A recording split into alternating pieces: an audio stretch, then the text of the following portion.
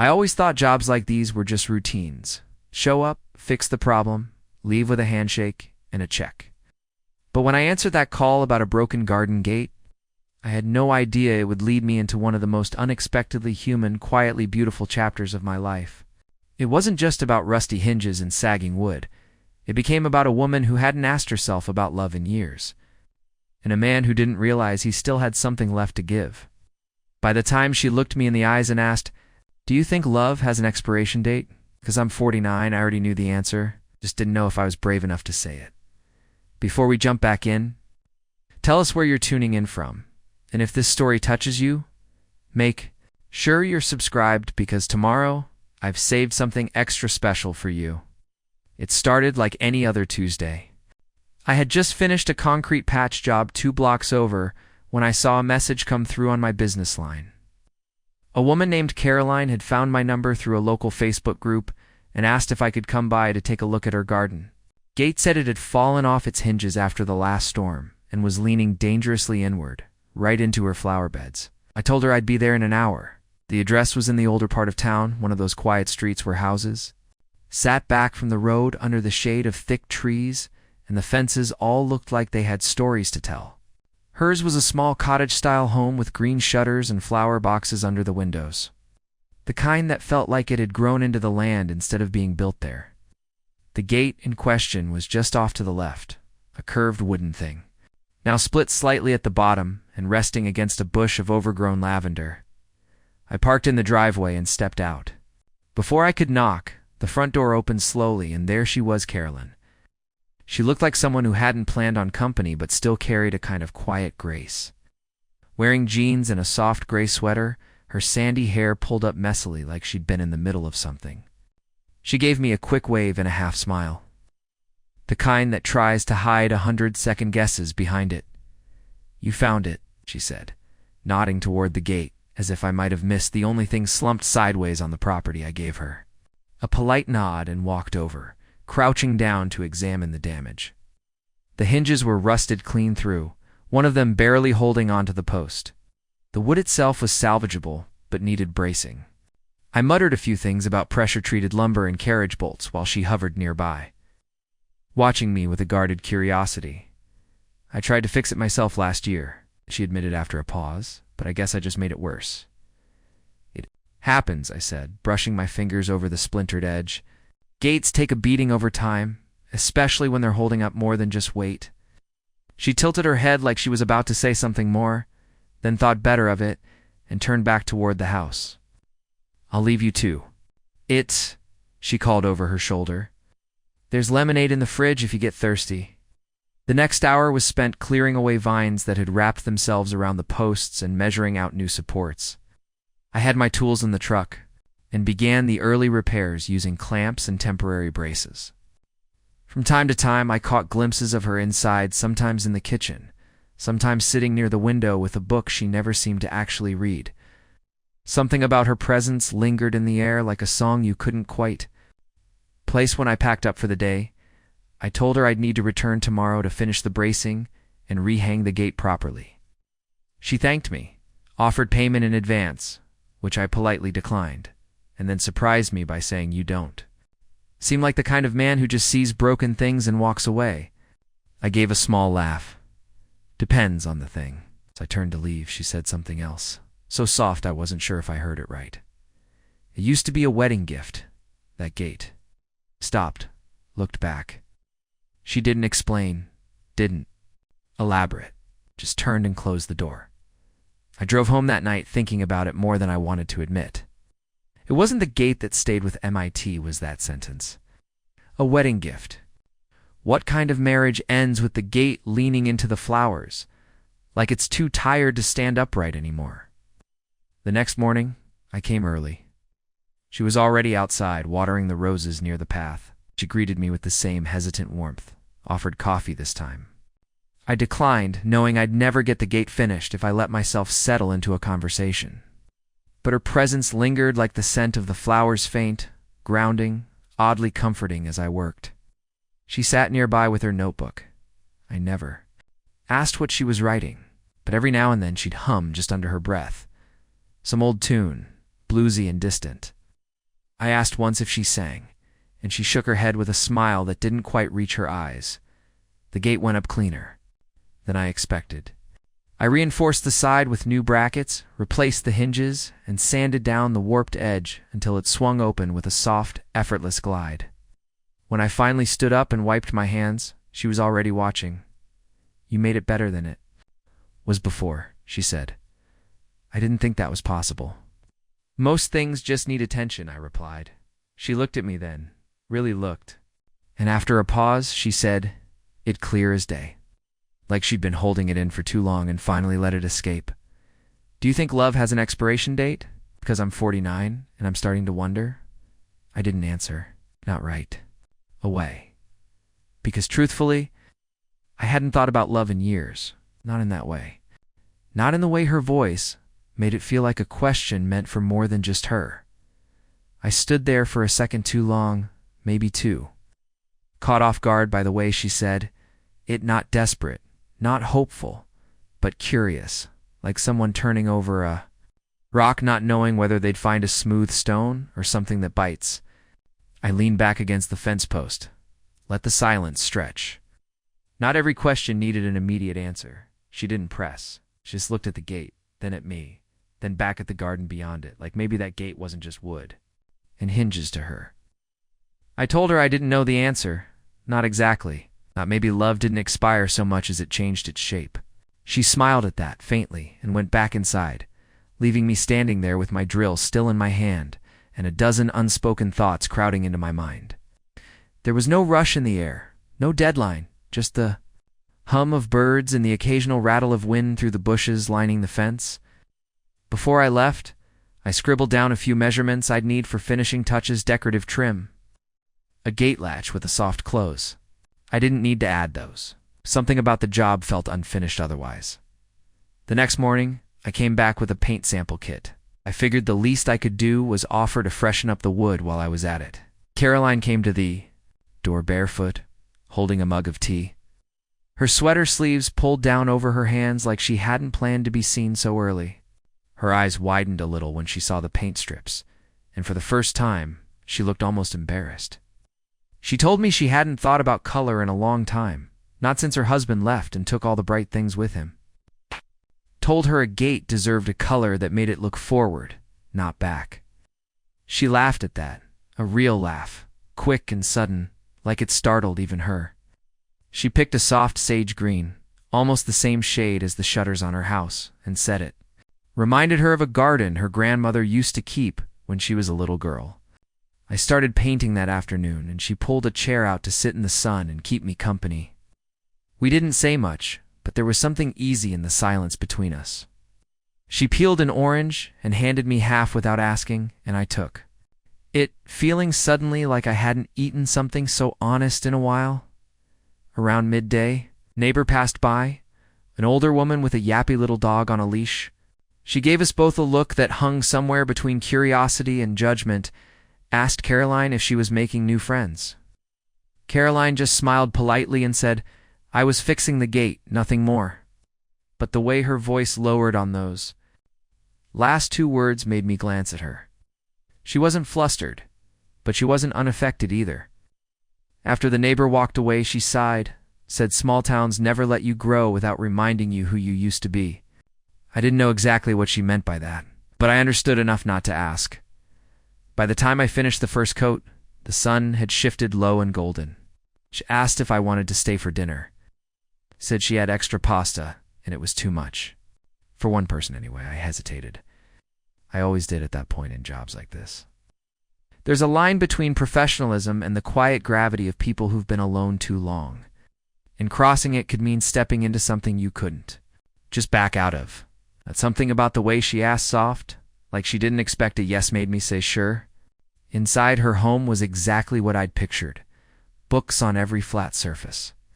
Worn but cared for furniture, and that old warmth you only get in houses that have seen laughter and tears in equal measure. She moved like someone who was used to doing things herself, but who maybe missed having someone to talk to while doing them.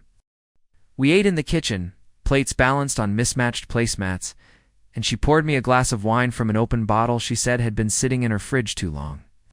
We talked about light things, first music, old movies, the ridiculousness of trying to grow tomatoes in shady yards. Then she told me about her son, off in another state. Newly married and busy with a life too full to include weekly phone calls. She said it without bitterness, but with a kind of resignation that made me ache a little. I told her about my sister who lived 2 hours away and thought I should have settled down years ago. Carolyn smiled at that, said maybe some of us aren't meant to be settled so much as understood. As the evening crept on, the conversation drifted toward the past. She said she'd been married once, 22 years. Started with fire, then smoldered, then suffocated. He left after their son turned 18, packed up one weekend while she was away visiting her mother, left a note on the fridge and a box of things he didn't want. She said she hadn't let anyone fix anything around the house since. Said maybe it was her way of making sure everything stayed broken just enough to match how she felt. That sentence stayed with me all night. I didn't know how to respond to something like that, so I just nodded and said sometimes the hardest thing isn't the leaving, staying in a place that no longer feels like home. She looked at me for a long time after that, then asked if I believed in starting over. I told her I didn't know, but I believed in second chances, and sometimes those are enough. She didn't say anything else after that, just stood up, thanked me for the help and walked me to the door. The porch light flickered a little as I stepped out into the cool night air. I looked back once and she was still standing there, arms crossed. It's like she was trying to memorize the shape of something she wasn't sure she'd ever see again. As I got into my truck and pulled away, I realized something had shifted. It wasn't romantic, not yet. It wasn't even fully emotional. It was something smaller, more precise, the unmistakable feeling that someone had quietly let you into a room in their heart where the door had been locked for years. And whether you wanted to be there or not, you were in now. That gate wasn't the only thing she'd let me fix. The next morning came quietly, like most mornings do when something lingers from the night before. I sat in my truck outside her house for a moment longer than I usually would, letting the engine idle, watching the breeze toy with the edge of a wind chime that hung from the corner of her porch. It wasn't that I was nervous, exactly, it was something else, a weight I couldn't quite name, but one I recognized from other moments in life where change crept in, slow and silent, before you even had the sense to stop it. I finally got out, toolbox in hand, and made my way around to the gate. The paint had dried well, that sage green, catching the light in a soft, calm way. Wasn't flashy, but it was proud, like a quiet gesture of someone reclaiming something they hadn't touched in years. I checked the hinges, tightened a few bolts, and began working on the new latch I'd brought. It was a heavier one, something built to last. I didn't charge her for it. I just wanted to make sure the next time she opened that gate, it felt solid, like it belonged. Caroline came outside mid-morning, holding a tray with 2 mugs of coffee. No words at first, just the sound of footsteps on the gravel path and the smell of something rich and earthy. She set the tray down on the garden bench and sat quietly as I worked. I was aware of her in that way you become aware of someone when their presence feels necessary, like the sunlight on your back when you're bent over a long job. Not distracting, just there. When I finally stood to stretch my back, she offered one of the mugs without a word. I took it, nodded my thanks, and we sat there for a while, drinking in silence. She was the first to speak. She said the garden used to be her sanctuary, that she'd plant herbs and tomatoes and wait for them like they were promises the earth made just for her. But after the divorce, she let things grow wild. Said it felt like the chaos matched her inside, and in a strange way, it was comforting. She didn't like things to need anymore. Neat feels like pretending, she said. I didn't have an answer to that. It's maybe because I agreed. Sometimes disorder is the only thing that feels honest. I told her about an old house I worked on. Once, years ago, belonged to a man in his 80s who'd lived alone for decades. The man refused to replace anything, said every creak and crack in the place was a story, and patching them would be like erasing his own history. Caroline smiled at that, said she understood completely. But then she looked at the gate and said, maybe some stories can be retold with stronger endings. I finished installing the latch and showed her how smoothly it clicked into place. She tried it herself, once, twice, then looked at me like she was trying to read something between the lines of what I had built. Feels like it's been waiting for this for years, she said. and though she was talking about the gate, I couldn't help but feel she was also talking about herself. I was about to leave when she asked if I'd be willing to come back the next day, not for the gate, which was done, but to take a look at a loose gutter near the back of the house. It was a simple job, something any handyman could do, but the way she asked told me it wasn't about the gutter, and the way I agreed told me I didn't care. And the truth was, I didn't want to leave. Not yet. The following day was cooler. Clouds had rolled in overnight, casting the neighborhood in a soft gray. I arrived mid-morning, and she met me at the door with that same coffee, this time with cinnamon stirred in. We walked around to the back of the house, and I saw the gutter barely hanging just as she'd said. But what caught my eye was the small sitting area tucked into the corner of the yard. 2 iron chairs, a chipped mosaic table, and a faded cushion left out in the elements too long. She noticed me looking and said it used to be her favorite spot. I stopped coming out here when it stopped feeling like mine, she said. That stuck with me. I fixed the gutter in under an hour, but I didn't leave right away. She asked if I wanted to sit for a bit, and I did. We brushed off the chairs and sat at that old table, drinking what was left of the coffee. She asked me about my work, how I started, if I liked it. I told her it was honest work, that I liked the clarity of fixing things. She asked if I ever wanted more. I shrugged. More has a way of getting complicated, I said. She nodded slowly, her fingers tracing the edge of the table's cracked tiles. That's when she told me about the man who came after her husband. Just briefly, a short relationship, someone she met through a mutual friend. It fizzled out quickly. He wanted something polished, she said. She didn't. He left after 6 months, called her too complicated. She laughed bitterly and said, I didn't know being a human being with a past made me complicated. I didn't laugh. I told her it made her real. She didn't reply, but her eyes did. They held something quiet and searching, like she hadn't heard that in a long time. Later, as I stood to leave, she touched my arm gently and said, Thank you, for not rushing, for letting things be slow. I nodded, not trusting myself to speak, because deep down, I knew this wasn't just a job anymore. This was something else. Something slower than love, softer than longing, but deeper than either. It was 2 people standing on the edge of what might be, not knowing if the ground beneath them would hold, but choosing to stand there anyway. As I drove home, I thought about what she said the first day. Do you think love has an expiration date? The question kept repeating in my head, looping like a record stuck in a groove. And I realized something I'd been living like it did. Like whatever love I hadn't found in my 20s or 30s or early 40s had passed me by. Like the window had closed. But now, I wasn't so sure. Maybe the window just opened slower for some people. Maybe it didn't even matter how wide it opened. As long as you had the courage to look through it again, that night I didn't sleep. Much. Not because I was worried or anxious, but because for the first time in a long time, I was looking forward to something. And that something wasn't just the next job or the next paycheck. It was her. And not because she needed things fixed, but because in fixing the broken parts of her home, I felt something unspoken starting to mend in both of us. The next time I saw Carolyn, something felt different. Not in a dramatic way, not like a door had swung open, but more like a window had cracked just slightly wider, letting in a bit more air, a bit more light. It was late afternoon when I pulled up, and the sun had already begun its descent, casting that honeyed glow over her front yard, the kind of light that makes everything feel softer than it really is.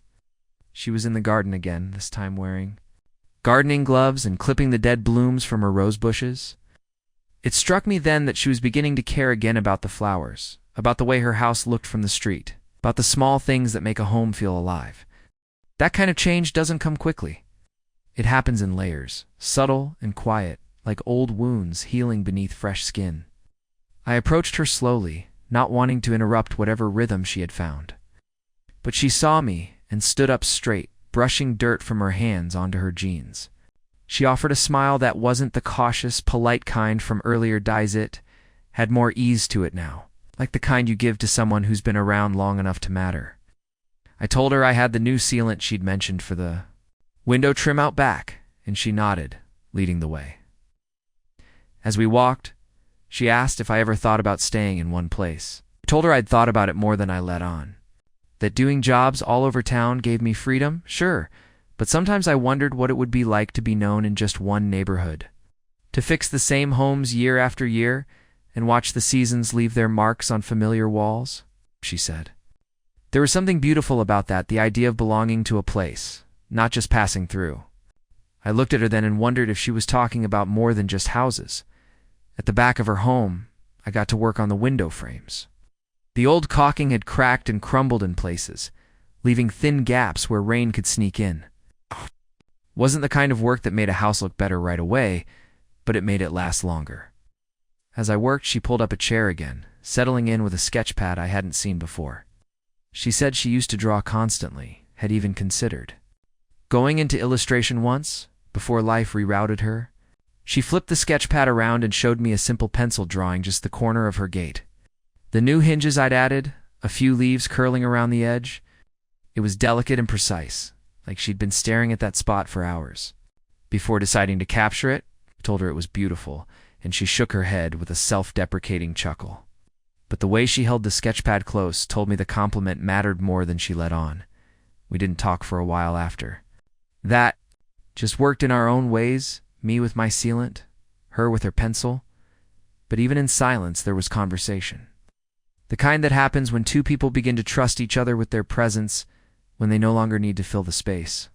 Between them, with sound, as the sky darkened, she invited me inside again, said she'd made too much soup and would hate to see it go to waste. I followed her in, wiping my hands on a rag, and once again found myself at that little kitchen table with mismatched bowls and the smell of something warm that felt like care. We ate slowly, talking about things that didn't carry weight, weather, food, strange dreams. But eventually the conversation circled back to that question, the one she'd asked days earlier. She didn't ask it directly this time, but her words danced around it. She talked about watching her parents fall out of love slowly, like leaves in autumn, not in a rush, just one at a time until there was nothing left. She said she feared becoming like them, silent, distant, full of unspoken resentments that calcified into routine. I listened closely, not because I had the answers, but because I understood the fear. I'd seen it in friends, in family, in my own life, how love can erode, not from fire, but from neglect. From forgetting to tend the garden once the flowers bloomed. When she finished talking, she looked at me and said she felt like she was standing on the edge of something but wasn't sure if she should take the step. I told her sometimes it wasn't about taking a leap. Sometimes it was about leaning forward just enough to see if the ground might catch you.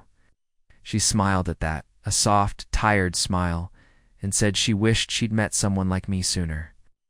Didn't know what to say to that. I wanted to tell her timing isn't always fair, but it's often honest. That maybe we don't meet the right people till late, we just become ready for them later than we expect. As the night wore on, I offered to clean the dishes. She protested lightly, then relented, sitting back with her tea while I stood at the sink. The kitchen was quiet, except for the sound of running water and the occasional clink of ceramic. It was domestic, almost startlingly so. I hadn't done dishes in someone else's house in years, not like this. Not with a quiet rhythm that felt less like obligation and more like presence. When I finished, I dried my hands, turned, and found her looking at me again, that same searching gaze from before, but now with something else behind it. Not longing exactly, not expectation, but recognition. I said my goodbyes and stepped out into the night. The stars were scattered across the sky like they'd been flung there without plan or pattern. I stood there for a while, staring up, thinking about how many nights I'd ended like this alone, quiet, carrying the weight of stories that never fully belonged to me. But this one was different. This one felt like it was slowly becoming mine, too. As I got into my truck, a light turned on in her front room. She moved past the window, her silhouette framed by the glow inside. It wasn't dramatic. It wasn't cinematic. It was just real. And that, somehow, made it more powerful. I drove off into the stillness, heart strangely steady, wondering not if love had an expiration date, but if maybe it had a restart button we were all just too afraid to press. Preparing and narrating this story took us a lot of time, so if you are enjoying it, subscribe to our channel. It means a lot to us. Now, back to the story. The following week passed with an unexpected stillness, the kind that made you more aware of time than usual. I kept myself busy.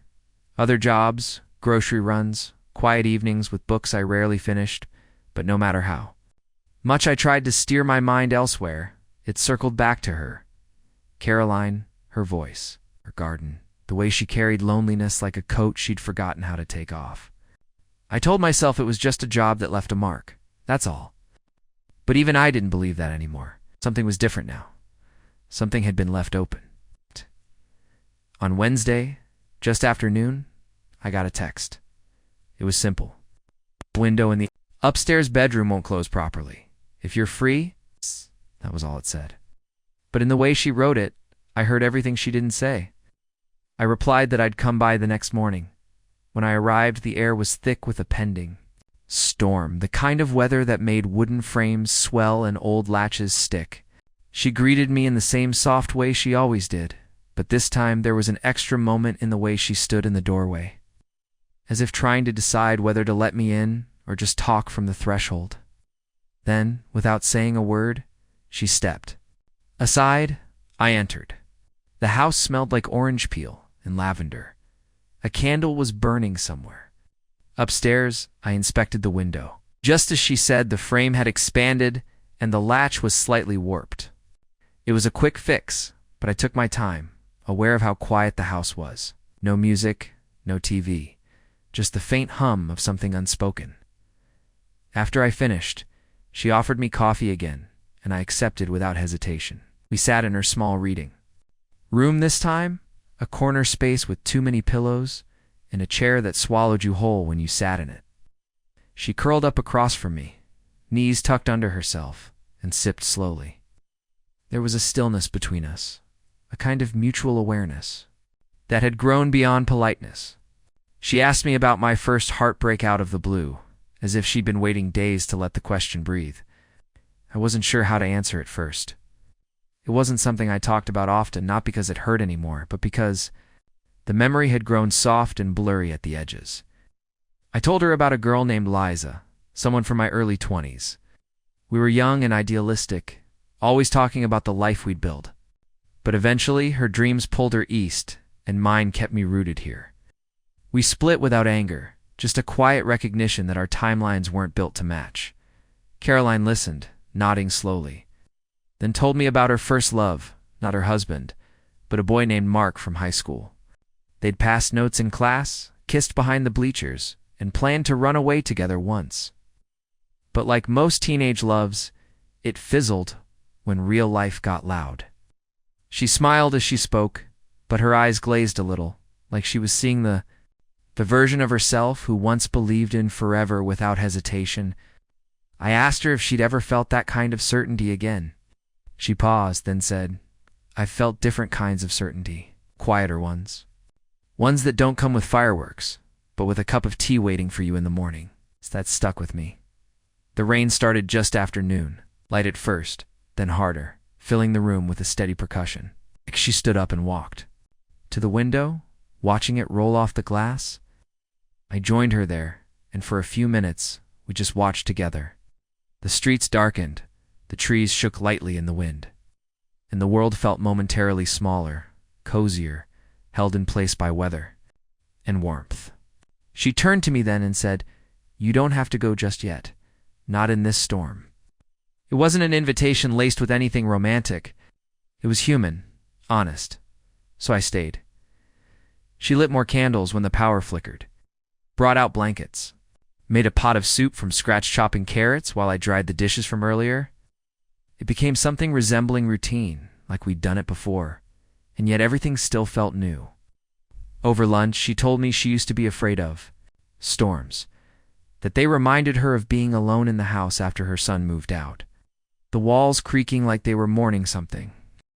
But now, she said, this storm didn't feel so empty. I didn't reply. I didn't need to. Later, as the rain slowed and the late afternoon light returned in fragments, she pulled out a photo album. It was worn, the kind with plastic sleeves and yellowed corners. She showed me pictures of her as a child in overalls, laughing with missing teeth. Her wedding day, less joy than I expected in her eyes. Her son at 5, then 10, then 20. Each photo carried a different version of her, a version that once believed, once lost, once hoped again. She said she hadn't looked through them in years, said it hurt too much to see herself in pieces. I told her she looked whole in every one of them, just different kinds of whole. She smiled and whispered, "You see me better than I see myself." And maybe she was right, or maybe I just looked longer. As the rain tapered off completely, I gathered my things. She walked me to the door, as always, but this time, she didn't open it right away. She stood there, staring at it like it was both an exit and a question. Then she turned to me and said, "Do you think we're ever too late for the kind of love that stays?" I didn't answer right away. I couldn't. I looked at her, this woman with years etched into her face, softness in her voice, and strength in the way she'd let herself hope again. I said, "Only if we stop choosing it." She closed her eyes, just for a second. Like that answer reached a part of her she hadn't touched in a long time. I left with the promise to return next week. She had a loose floorboard, she said, but I think we both knew that wasn't the real reason. As I drove off, the storm clouds breaking into gold above the rooftops, I thought about all the ways people find each other, not with fanfare, not with declarations, but with quiet moments of being seen. And for the first time in a long while, I wasn't wondering if this was something. I was certain it already was. The morning I returned, the air was crisp with that strange kind of stillness that usually comes after a storm, the world somehow cleaner, as if the downpour had scrubbed away whatever weight had clung to everything. The leaves on Caroline's front lawn were still damp, the grass a little darker than usual, and as I pulled up and killed the engine, I noticed she had set out a small wooden table near the side of the house, just beneath the window I had sealed. The week before, a vase with fresh-cut flowers, marigolds, and lillisat at the center of it. As if to mark the place as something sacred or personal, I grabbed my bag of tools and headed toward the front door, but she met me there before I could knock. Her eyes looked lighter than the last time we'd seen each other. Not brighter exactly, but somehow less guarded. She stepped aside to let me in, and I followed her into the hallway, where the familiar scent of citrus and lavender lingered. It struck me again how easily her space had become familiar to me, how her home had quietly absorbed me into its rhythm over these past few weeks. Floorboard, she mentioned, was in her study and older room with tall bookshelves that reached almost to the ceiling. It was the kind of room that told you who someone was before they spoke a word. There were books stacked not only on shelves but also in uneven towers beside a corduroy armchair in the corner, as if each one had been read and then placed down, with the intent of returning to it someday. I knelt down to inspect the floor, pressing gently until I felt the board dip slightly beneath my hand. It wasn't rotted, just loosened from years of shifting weight. As I worked, she stood nearby holding a cup of tea, her eyes drifting between watching me and staring out the window. The silence between us wasn't uncomfortable. It had matured into something more like presence, both of us fully there, fully aware, even without words. Eventually. She sat down in the armchair and said she'd been thinking a lot about our last conversation. About timing. About choice. About the idea of leaning forward instead of leaping. She said it had made her rethink a lot of moments in her lifetimes when she had chosen fear over vulnerability, safety over closeness. She admitted she'd been good at building walls, not just around her heart, but around her days too, keeping herself busy, always tending to things that needed fixing, so she wouldn't have to confront what felt permanently broken inside her. I paused my work to look up at her. She was staring into her tea, fingers wrapped tightly around the mug, as if it grounded her. I told her I understood, that I too had become fluent in distraction, that sometimes work was easier than silence, that patching walls and fixing gutters gave me purpose when the rest of my life felt uncertain. She smiled at that, a soft, tired smile that said she knew exactly what I meant. Then she said something I didn't expect. She said, "What if this is? Whatever this isn't about. Fixing anything?" I waited, unsure where she was going. What if it's just about allowing? The word hung in the air like incense, delicate and lingering. I nodded slowly, not needing to say more, because she was right. Maybe what was happening between us wasn't some great epiphany or life-altering revelation. Maybe it was just two people slowly learning to allow one another into the quiet corners of their lives. And maybe that was enough. I returned my attention to the floorboard, securing it with longer screws and reinforcing the substructure beneath it. As I worked, I told her stories from my early jobs, funny ones, awkward ones, moments when things had gone wrong and I had to learn the hard way. She laughed genuinely, her head tilting back in that way people do when they aren't worried about how they look, just caught in the joy of the moment. It was the first time I'd seen that expression on her face, and I tucked it away in the back of my mind like a photograph I didn't want to lose. When I finished the repair, she asked if I'd stay for dinner. It was early still, but she said she was making something slower roast, with root vegetables and fresh thyme from the garden, and it would be ready by sundown. I agreed without hesitation. That afternoon melted into early evening, as naturally as a tide rolling in showed me old sketches in a folder from her 20s drawings of cityscapes, animals, abstract patterns. I could tell she hadn't shared them in years. Her fingers trembled slightly as she turned the pages. She kept brushing away the moment by saying, "They're nothing, really." But I could see they were everything. They were evidence of who she'd once been, before life had hardened around her edges. We talked while the food cooked, our voices overlapping with the sounds of the house settling, the clatter of pans, the occasional bark of a neighbor's dog. She asked me what I wanted out of life, and for once, I didn't default to the practical answers. I told her I wanted stillness, not in the sense of boredom, but in the sense of being rooted. I wanted to be able to wake up and feel known, just seen, but understood. She didn't say anything for a long time after that, just stirred the pot slowly, nodding to herself like she was filing my words away somewhere safe. We ate as the last light faded outside the window. The food was simple but full of care-tender meat, seasoned just right, warm bread with real butter. It was a meal made with intention, the kind that made you feel not only fed but thought of. We didn't talk much during the meal. There was a kind of reverence in the silence, as if breaking it too casually would undo something sacred. Afterward, we moved to the porch. She brought out 2 glasses of red wine, and we sat under the dim porch light, watching the sky shift from blue to deep indigo. The air was cool, but not cold.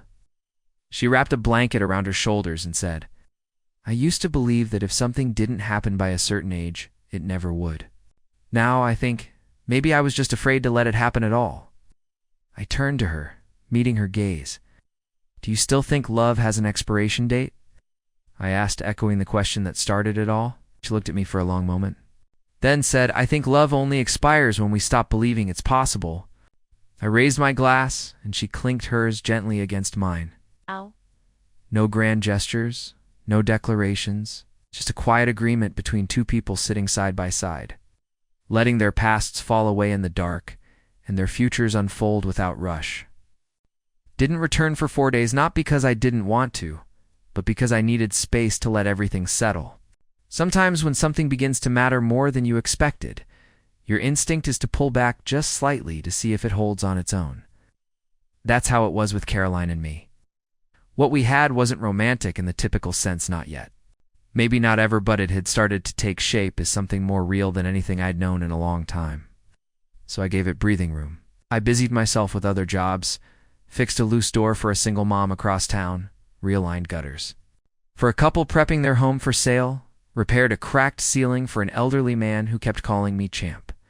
Each job took hours, but my mind kept drifting back to that porch, to the clink of wine glasses and her voice in the dark saying, maybe love didn't expire, just faded when forgotten. When I finally returned, it was a Saturday morning. I didn't call ahead. Carolyn had mentioned she was repainting the small shed near the back of her yard and needed someone to help replace a few warped planks. I figured I'd surprise her, show up, help out, maybe have another one of those conversations that stayed with me long after I drove away. As I pulled up, I saw her out front, bent at the waist, trimming a stubborn vine that had overtaken her walkway. She wore a wide-brimmed straw hat and an old oversized denim shirt smeared with green and dirt. She looked up, startled at first, and then that no familiar smile spread across her face. "You again," she said, not as a question, but as something, almost like relief. I stepped out of the truck, grabbed my toolbox, and walked toward her. "You said the shed was falling apart," I reminded her. "I figured I'd come rescue it before it gave up entirely." She laughed a short, sweet sound that caught in her throat. "And maybe rescue me too," she added lightly, turning toward the backyard. The morning sun was already climbing, casting long shadows on the grass as we walked together toward the weather-worn shed. I noticed how easily we slipped back into our rhythm, no awkwardness, no need for catching up. Just presence. The shed was in worse shape than I thought. The lower wood paneling had rotted, and a section of the roof was beginning to bow inward slightly. Nothing unfixable, but it would take time. I told her as much, and she shrugged. "I've got time," she said. I pulled off the damaged boards first, careful not to disrupt the entire structure. She watched from the shade, occasionally asking questions about what I was doing, sometimes just watching in silence. After a while, she went inside and returned with 2 lemonades, handing me one with a small nod of thanks. We sipped quietly, watching the wind stir the trees. Then, out of nowhere, she said, "I used to imagine this life would look different." She didn't elaborate, and I didn't push. I simply glanced over and waited, knowing the rest would come in time. "When I was younger," she continued, "I thought love would arrive like thunder, loud, dramatic, impossible to ignore, but that kind of love never lasted. It always left ash." She paused, her eyes fixed on some distant point. "Now I think maybe the quiet kinds are the ones that endure, the ones that whisper instead of scream." Her words struck something deep in me. I'd always chased the loud kinds of love, fiery, impulsive, the kind that kept you up at night, with both excitement and anxiety. But they never lasted. They burned too hot, consumed too quickly. I looked at her and said, maybe the love that stays isn't the kind that tries to change everything. Maybe it's the kind that lets you be who you already are, and just sits beside you in it. She turned her gaze toward me, her expression unreadable at first. Then she nodded once, and the corner of her mouth lifted just slightly. We spent the rest of the day working in tandem, replacing the boards, her painting over the new ones once they were in place. The air grew warmer, and the scent of fresh cut wood mixed with the faint smell of soil and paint. At one point, her hand brushed mine as we moved in close to adjust a beam. Neither of us pulled away. It wasn't electric or dramatic. It was simple, grounding, like to people remembering they had bodies. That touch didn't always have to mean something monumental. Sometimes it just meant you were here, and so was someone else. As the sun reached its peak, we took a break. In the shade of the porch again, she handed me a sandwich wrapped in wax paper, and I handed her a bottle of water from my truck cooler. We ate slowly, watching the wind play with the leaves.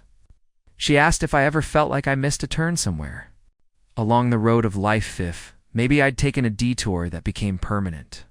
I told her I used to think that, yeah, I used to believe I'd made choices that locked me out of other possibilities.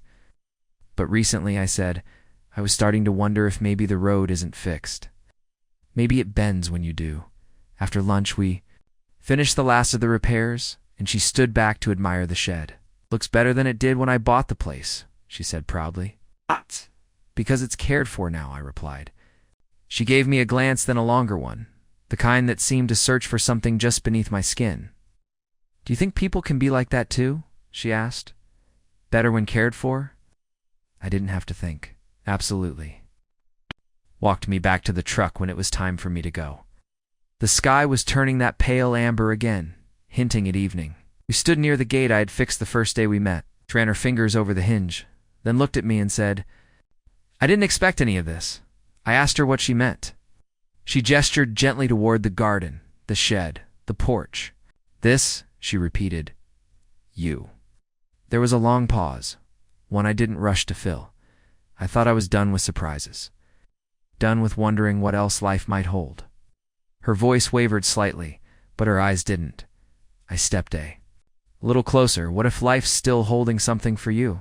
I said, what if it's just been waiting for you to open the gate again? She smiled faintly. And what if I'm scared too? I nodded. Then I'll be here, just outside the gate, until you're ready. She didn't answer. Just reached forward and touched my hand briefly, and turned and walked back toward her porch, the hem of her shirt fluttering slightly in the breeze. I stood there for a long time after she disappeared from view, hands still tingling where hers had been. Something inside me had shifted, not loudly, not like thunder, but like rain falling far away, reminding you that somewhere the earth is softening.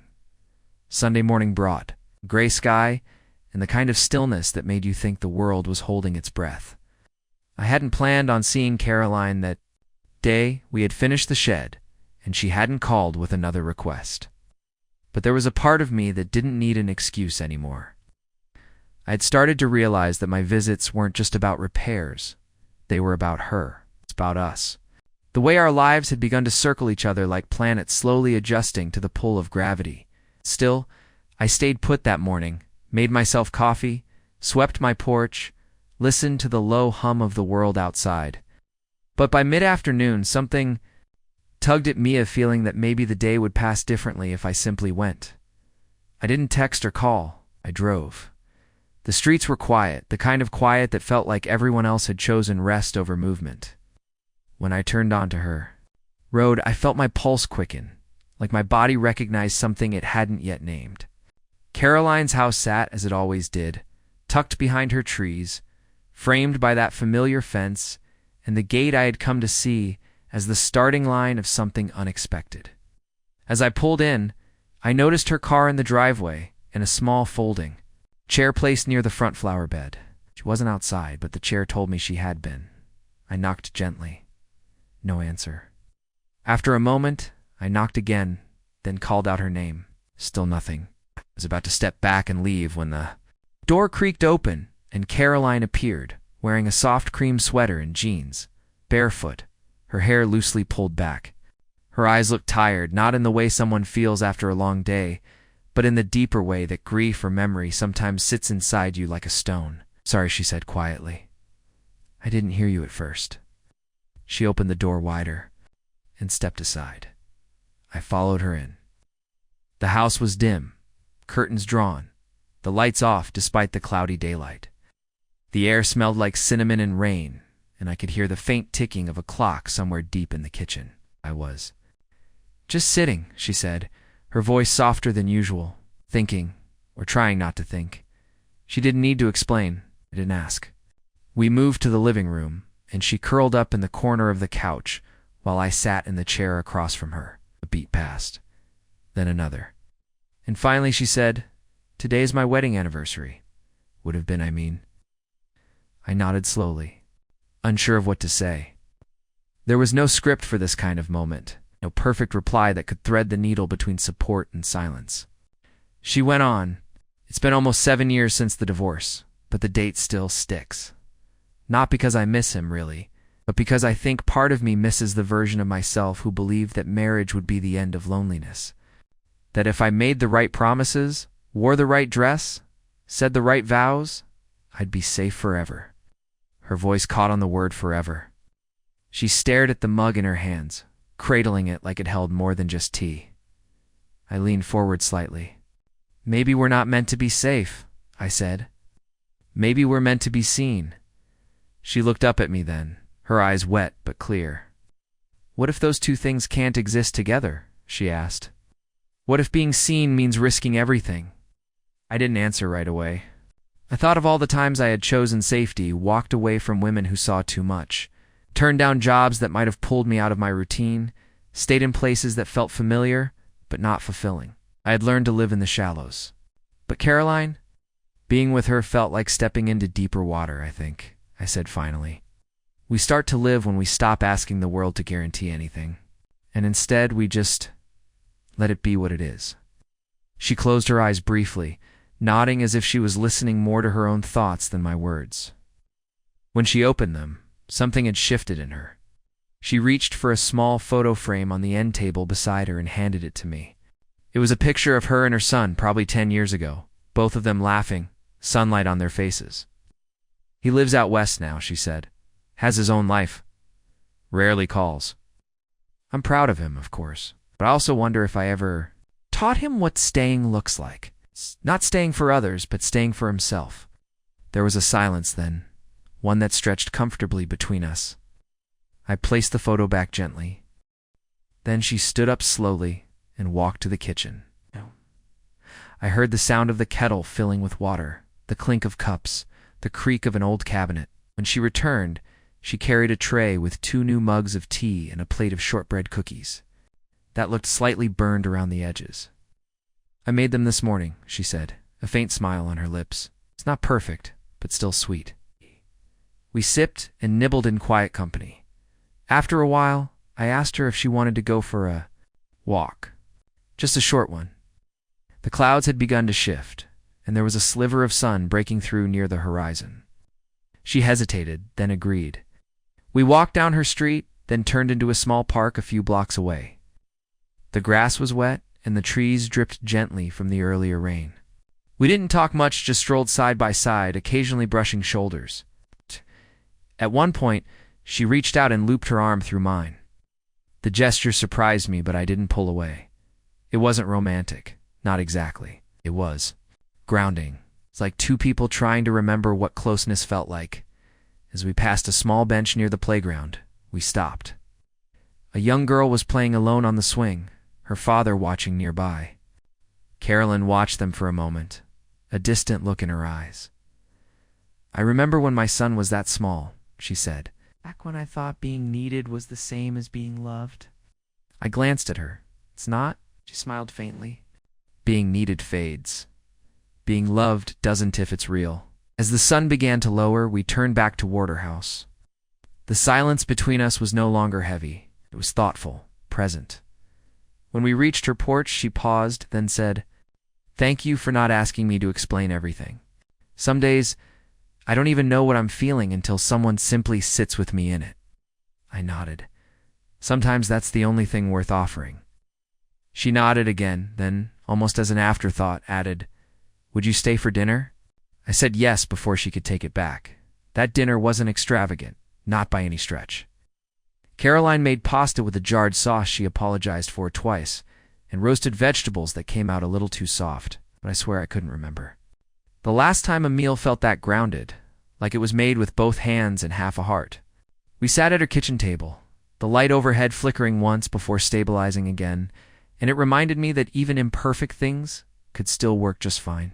Her kitchen was small, but lived-in drawers that stuck slightly. Fridge magnets. From places she'd been years ago. Small plant by the window that leaned dramatically toward the light, fighting to stay alive. Somehow, all of it felt like a reflection of her. We talked around the edges of big things, memories that surfaced when the room was quiet enough. Shared thoughts on movies we hadn't seen but had heard about, and the strange comfort of routines. You didn't know you missed until they returned in someone else's life. I told her I used to cook every Sunday night before life got too busy, before I started treating food like fuel instead of a reason to slow down. She laughed and said she used to make up songs while cooking with her son when he was young, each dish with its own silly melody. She started humming one and stopped herself halfway, embarrassed, but I asked her to keep going. And ridiculous, and it made the entire night feel light again. After dinner, we stood in the kitchen cleaning up together. I washed while she dried, both of us falling into a rhythm that didn't need direction.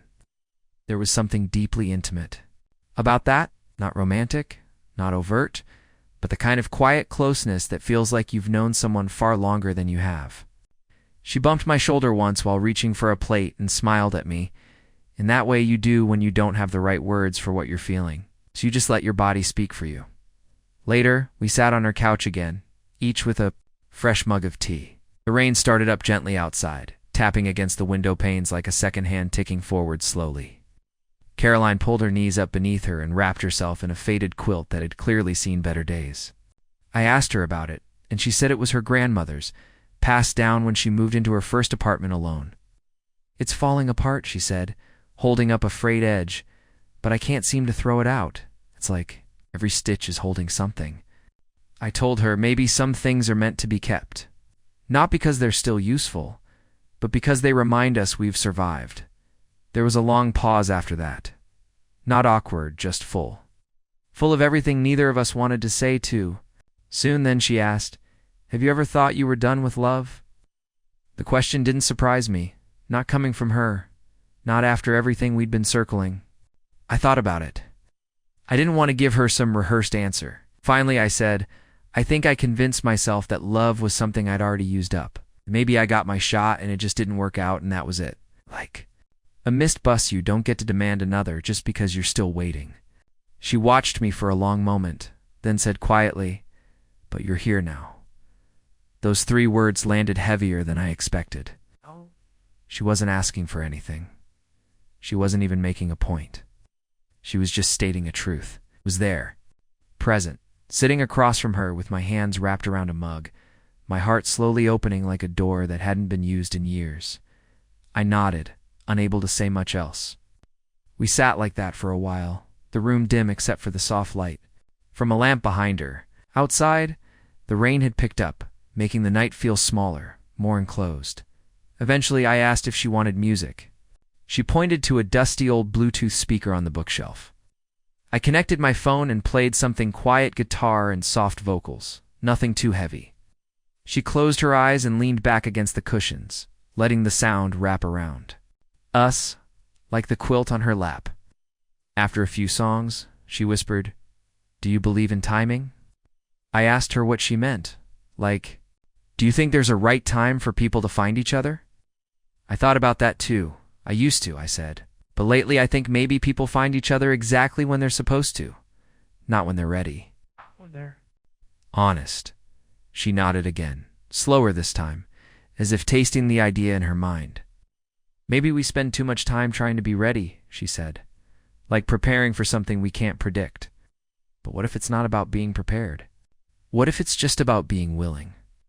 I didn't know what to say. I just looked at her, really looked at her, and saw not just a woman who had been hurt and hardened, but someone still willing to unfold despite it. She wasn't inviting love in with open arms, but she wasn't pushing it away either. She was standing in the doorway of something new, uncertain if she should step out or stay safely inside. It was getting late. I stood up and said I should head out. She didn't argue. She walked me to the door and stood there, her hand resting gently on the frame. I could feel the weight of what wasn't being said hanging in the air between us. Not regret, not longing. Just the fragile acknowledgement that something real was slowly growing here. Before I stepped outside, I turned back to her. "I don't know what this is," I said, "but I'm not rushing it. I'm just here, for whatever it becomes." Her eyes softened, and she nodded once, as if that answer was more than enough. Then she leaned in and hugged me. It was brief, but something about it felt grounding. Her head against my shoulder, my arms loosely around her back. We both let go at the same time, and then I stepped out into the rain. It was colder than I remembered, but I didn't rush to the truck. Walked slowly, letting each drop remind me that I was alive, that life was still happening, still unfolding. And somewhere behind me, in that quiet little house, a woman was sitting with a quilt in her lap, and maybe, just maybe, letting herself believe that love didn't expire after all. The days that followed felt strange, like I was moving through fog, but in the best possible way like. I was finally giving myself permission to slow down and feel the weight of things I used to rush past. Carolyn and I didn't talk every day, but there was a new rhythm forming. Sometimes she'd text a photo of something in her garden and say, "Any idea what this plant is?" It might be plotting something. Other times I'd stop by with no tools in hand, just coffee, and we'd sit on the porch and talk about everything and nothing at all. It was a kind of connection that didn't demand a label. There was no pressure to define what we were or weren't. It was just real. One Tuesday afternoon, I found myself in the hardware store picking up supplies for a different job, some copper piping, and a few boxes of screws. and I caught myself wondering if Caroline's porch light still flickered at night. I had fixed it once already, but it had been old wiring, and I knew it wouldn't last forever. I smiled at the thought how someone could slowly take up residence in your thoughts. Not loudly, but gently, like rain soaking into dry soil until the ground becomes soft again. It wasn't infatuation, it wasn't adrenaline. It was something steadier. And in its steadiness, it became harder to ignore. That weekend, she invited me over for brunch, and I brought fresh strawberries from a roadside stand. When I arrived, she was barefoot in the kitchen, wearing a loose white button-up shirt that hung past her hips and smelled faintly of citrus and something floral. The table was already set mismatched plates, cloth napkins, a chipped pitcher of orange Jusan music played low from an old speaker tucked beside her bookshelf. It was the kind of morning that felt borrowed from a movie, soft and slow and unbothered by time. We ate on the porch, sunlight filtering through the trees and pooling at our feet. She told me about an old friend she'd reconnected with online, someone from her college days who was now living overseas. They were trading stories back and forth, memories dusted off like old photographs. I told her about a dog I once had named Murphy, who used to dig holes just to lie in the cool dirt. We laughed, we sipped our coffee, and the world outside her gate just seemed to fall away. At some point, the conversation quieted, and we sat there in companionable silence. That was something I had come to love about her. She never tried to fill the quiet. She let it breathe. Eventually, she turned to me and said, "Do you think we ever really know what we're doing with our lives?" The question didn't feel rhetorical. She was genuinely asking. I thought about it. About the jobs I'd taken because they were safe. The people I'd let go of because I didn't believe I was enough. The places I never traveled to because I was always waiting for the right moment. Then I said, "No. But I think the trick is to keep showing up anyway." She nodded slowly, her eyes soft. "That's what scares me. That I'll keep showing up and still miss it." I reached for her hand, not dramatically, not to make a statement, just because it felt right. Her fingers curled around mine with quiet assurance, and we sat there like that, not needing to say anything more. Later that afternoon, I offered to help her clean out the garage. It had been on her to-do list for months, she admitted, but she always put it off because it felt overwhelming. We pulled out old boxes, dust-covered furniture, and remnants of hobbies she once loved and had since abandoned. At one point, she found an old pair of skates and laughed, holding them up like a relic from another life. I used to fly down the driveway on these, she said, her voice tinged with nostalgia. Fell more times than I can count, but it felt like freedom. I asked her why she stopped, and she shrugged. Life got heavier. Freedom started feeling selfish. I didn't know what to say to that, so I simply said, "Maybe it's time to lace them up again." She gave me a look, half skeptical, half amused. "Don't tempt me," she said. "I might actually do it." As we dug deeper into the garage, we found a wooden crate filled with old letters, ones she had written to herself but never sent. "Part of a journaling exercise I tried years ago," she explained. "Write a letter to your future self, or sometimes your past one. It was supposed to be healing, but honestly, it just made me cry." She opened one at random, skimmed a few lines, and then folded it back up with care. Some wounds take longer than others. We carried what she wanted to keep back inside and loaded the rest into my truck for donation. When we finished, we stood back and looked at the now clear space. "It feels bigger than I remember," she said. "Lighter." I told her maybe it wasn't just the space. Maybe she was lighter too. She didn't argue. That evening, as the sun dipped behind the trees and turned the sky into something almost biblical, we sat out back on 2 old lawn chairs, sipping leftover wine from the night we'd first shared the porch. She leaned her head against my shoulder, and I let mine rest against hers. It was the kind of closeness that didn't demand answers, didn't rush forward into declarations or expectations. It's just the quiet acknowledgement that 2 lives were gently, deliberately beginning to overlap. Then, out of nowhere, she asked, "Do you think we're allowed to begin again this late in the story?" Her voice was quiet, tentative. I turned to her, gently pulled back just enough to see her face, and said, "I think beginnings don't care what chapter you're on." She smiled at that, a slow, warm smile that felt like a door swinging open. "That's a lovely thought," she said, "maybe even true." We stayed there until the sky went fully dark and the crickets took over the silence. She didn't ask me to leave, and I didn't feel the need to, but eventually I stood, stretched, and said I'd come back tomorrow to help finish organizing. "The tool shed." She nodded, and as I turned to go, she called out after me, not loudly, just enough for it to reach me under the hush of the trees. "Thank you for showing up," she said. And I turned back, met her gaze, and replied, "Thank you for still opening the gate." The next morning brought an early light that filtered through my blinds in soft streaks, warming the floorboards and nudging me awake in that slow, steady way only natural light can. I had intended to sleep, and it was Sunday after all, but something inside me buzzed with quiet anticipation. It wasn't urgency, not in the way deadlines press down on your chest, but more like the gentle tug of purpose, of knowing someone might be waiting for you. Not because they need help with something, but because they're starting to expect you around. And in a world where so many people move past each other like shadows, a kind of expectation felt like sunlight in the cold. By 9 a.m., I was pulling up to Caroline's driveway. Her house looked the same, modest, tucked in behind a row of well-trimmed hedges and a creaky old mailbox, but there was a warmth to it now, a kind of invisible thread that stretched from the garden gate all the way to her front door and somehow looped through me. The gate, which I had fixed weeks ago, stood strong and sturdy now, but I still reached out and gave it a small push, not out of habit, but as a kind of greeting.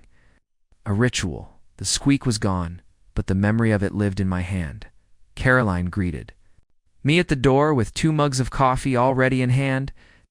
"I figured you'd come," she said with a small smile. "And I figured you'd need this."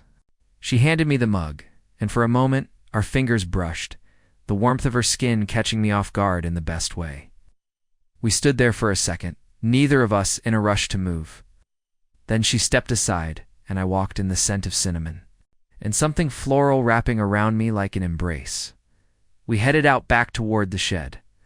The morning air still held on to the coolness of night, and birds were beginning to chatter in the trees, symphony of small voices welcoming the day. The shed itself was no bigger than a small bedroom, its wood slightly weathered but solid. She had already opened the doors, and I could see the boxes we hadn't gotten to yet, stacked neatly in one corner. Tools hung on the walls and careful. Rows, some of them rusted with time, others new, still holding their factory polish. It was a strange mix, like the past and present had decided to share the space as we worked. She told me stories about her father, who had been the original owner of many of the tools we were now organizing. "He was always building something," she said, handing me a heavy drill with a frayed cord. "Not always well, but always with heart." She laughed at the memory, her voice lifting into something light and free.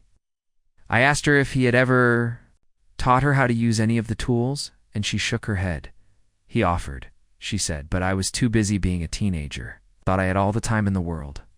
We unpacked more boxes, one filled with old paint cans, another with gardening supplies, another with dusty mason jars that had once held nails.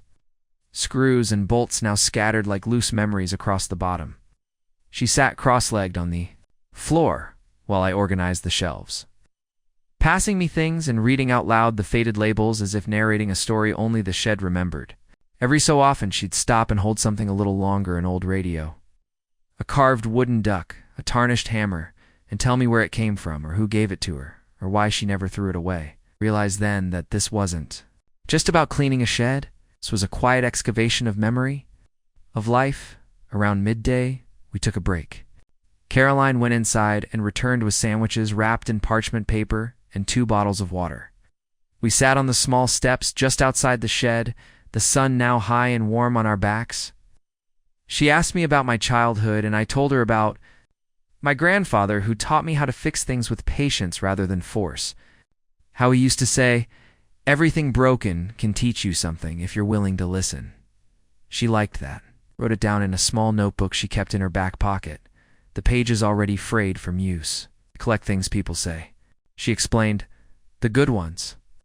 The ones that make me stop and feel. After lunch, we returned to the last few boxes. One of them, heavier than the rest, was filled with photo albums. Caroline hesitated before opening it. I could see the way her fingers hovered over the lid, like she was unsure whether she was ready to let those memories surface. Finally, she looked at me and said, "Want to see who I used to be?" I nodded, and she lifted the top.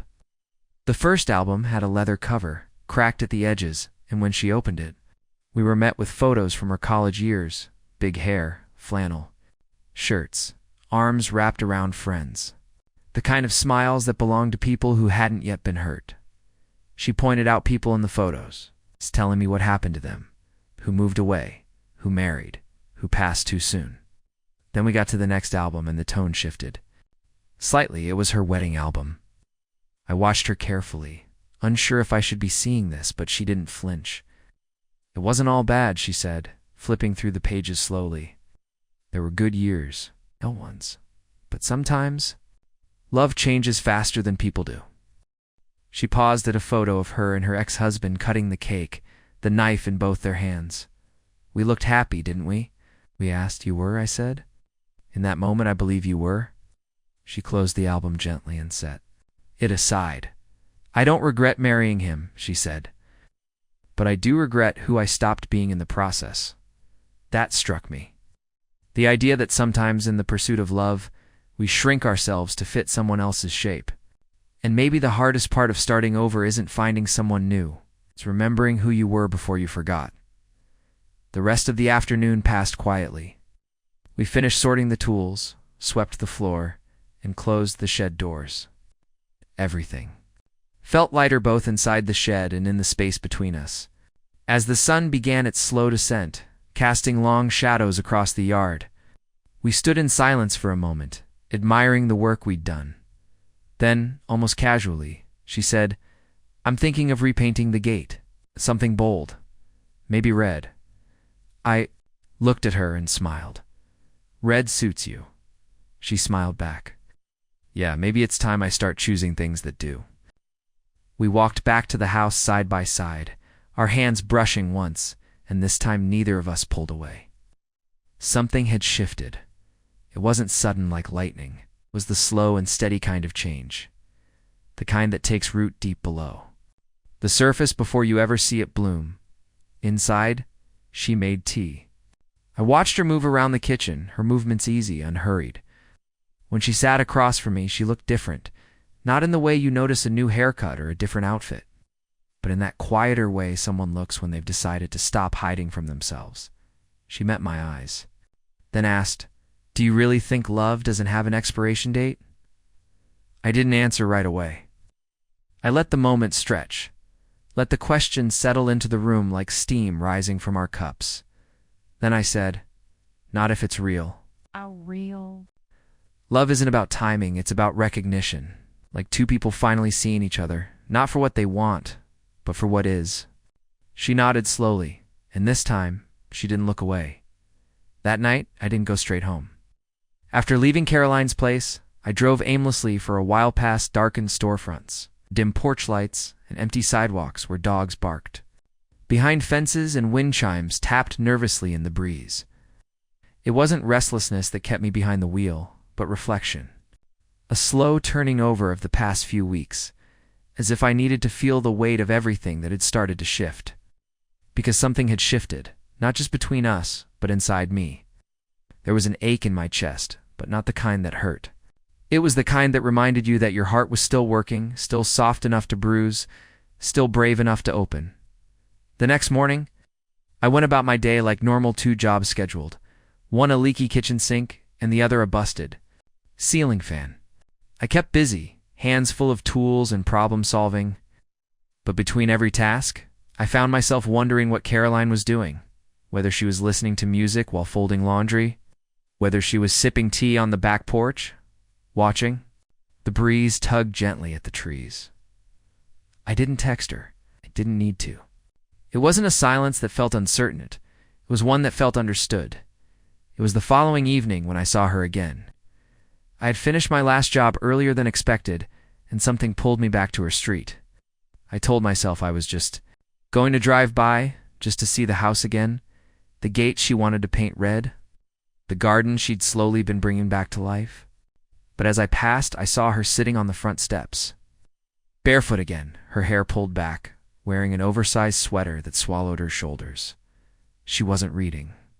She wasn't on her phone. She was just BEINGI, parked and walked up to the gate. This time I didn't hesitate. I pushed it open, stepped through, and she looked up at me with a softness in her eyes that made the whole world quiet. "Hey," she said. Just that. Just hey. Like we were already mid-conversation. Like I belonged there. I sat beside her without asking if I could, and we both stared out into the street as if something invisible waited there for us to notice. After a few minutes, she turned to me and asked, "Do you ever wonder how people see you?" The question surprised me. Not because it was strange, but because it was exactly the kind of thing I'd been afraid to ask myself for years. All the time, I admitted. I think we all carry around some idea of who we think we are, but then we meet someone who sees us differently, and suddenly we're not so sure anymore. She nodded, pulling her knees up to her chest. I used to think I was difficult, too quiet, too emotional, too me. Her voice cracked slightly, but she didn't flinch. My ex told me once that I was exhausting, not because I demanded too much, but because I felt too much. He said I was always reaching for something he couldn't see. I felt my jaw tighten. Not in anger at him, though. Part of me wanted to punch air for her, but in deep, sad recognition. How many people had been told they were too much or not enough? How many hearts had learned to shrink to keep from scaring? Others away? "You're not exhausting," I said. "You're honest. Maybe people don't always know how to hold that. But that doesn't make you wrong for offering it."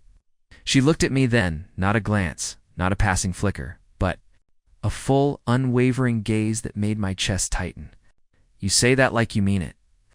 I held her stare and said, "Because I do." She leaned her head on my shoulder after that, and we sat like that for a long time. At one point, the streetlights flickered on, casting long amber shadows across the lawn. Somewhere in the distance, a dog barked and a car engine hummed, but none of it mattered. We had created our own small universe there on those steps. One made of quiet reassurance and borrowed time. Eventually, she spoke again. "You. No, when I first saw you fixing the gate, I thought you were just another guy doing a job. Polite, efficient. Gone by sunset." She chuckled softly. "I never expected you to stay. I never expected you to see me." I swallowed the lump in my throat and replied, "And I didn't expect to be seen either. Not really. Not in the way that matters." Inside the house, she lit a few candles, not for the mood, not for any occasion, but because the soft glow made the room feel less empty. We sat on the couch again, our mugs warm in our hands. She showed me a few books she was reading, a poetry collection that had dog-eared pages and underlined lines. "This one stuck with me," she said, pointing to a passage, and still.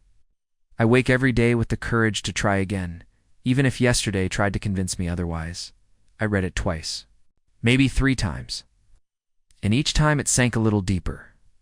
"I want to believe that," she said, "that I can try again, that it's not too late."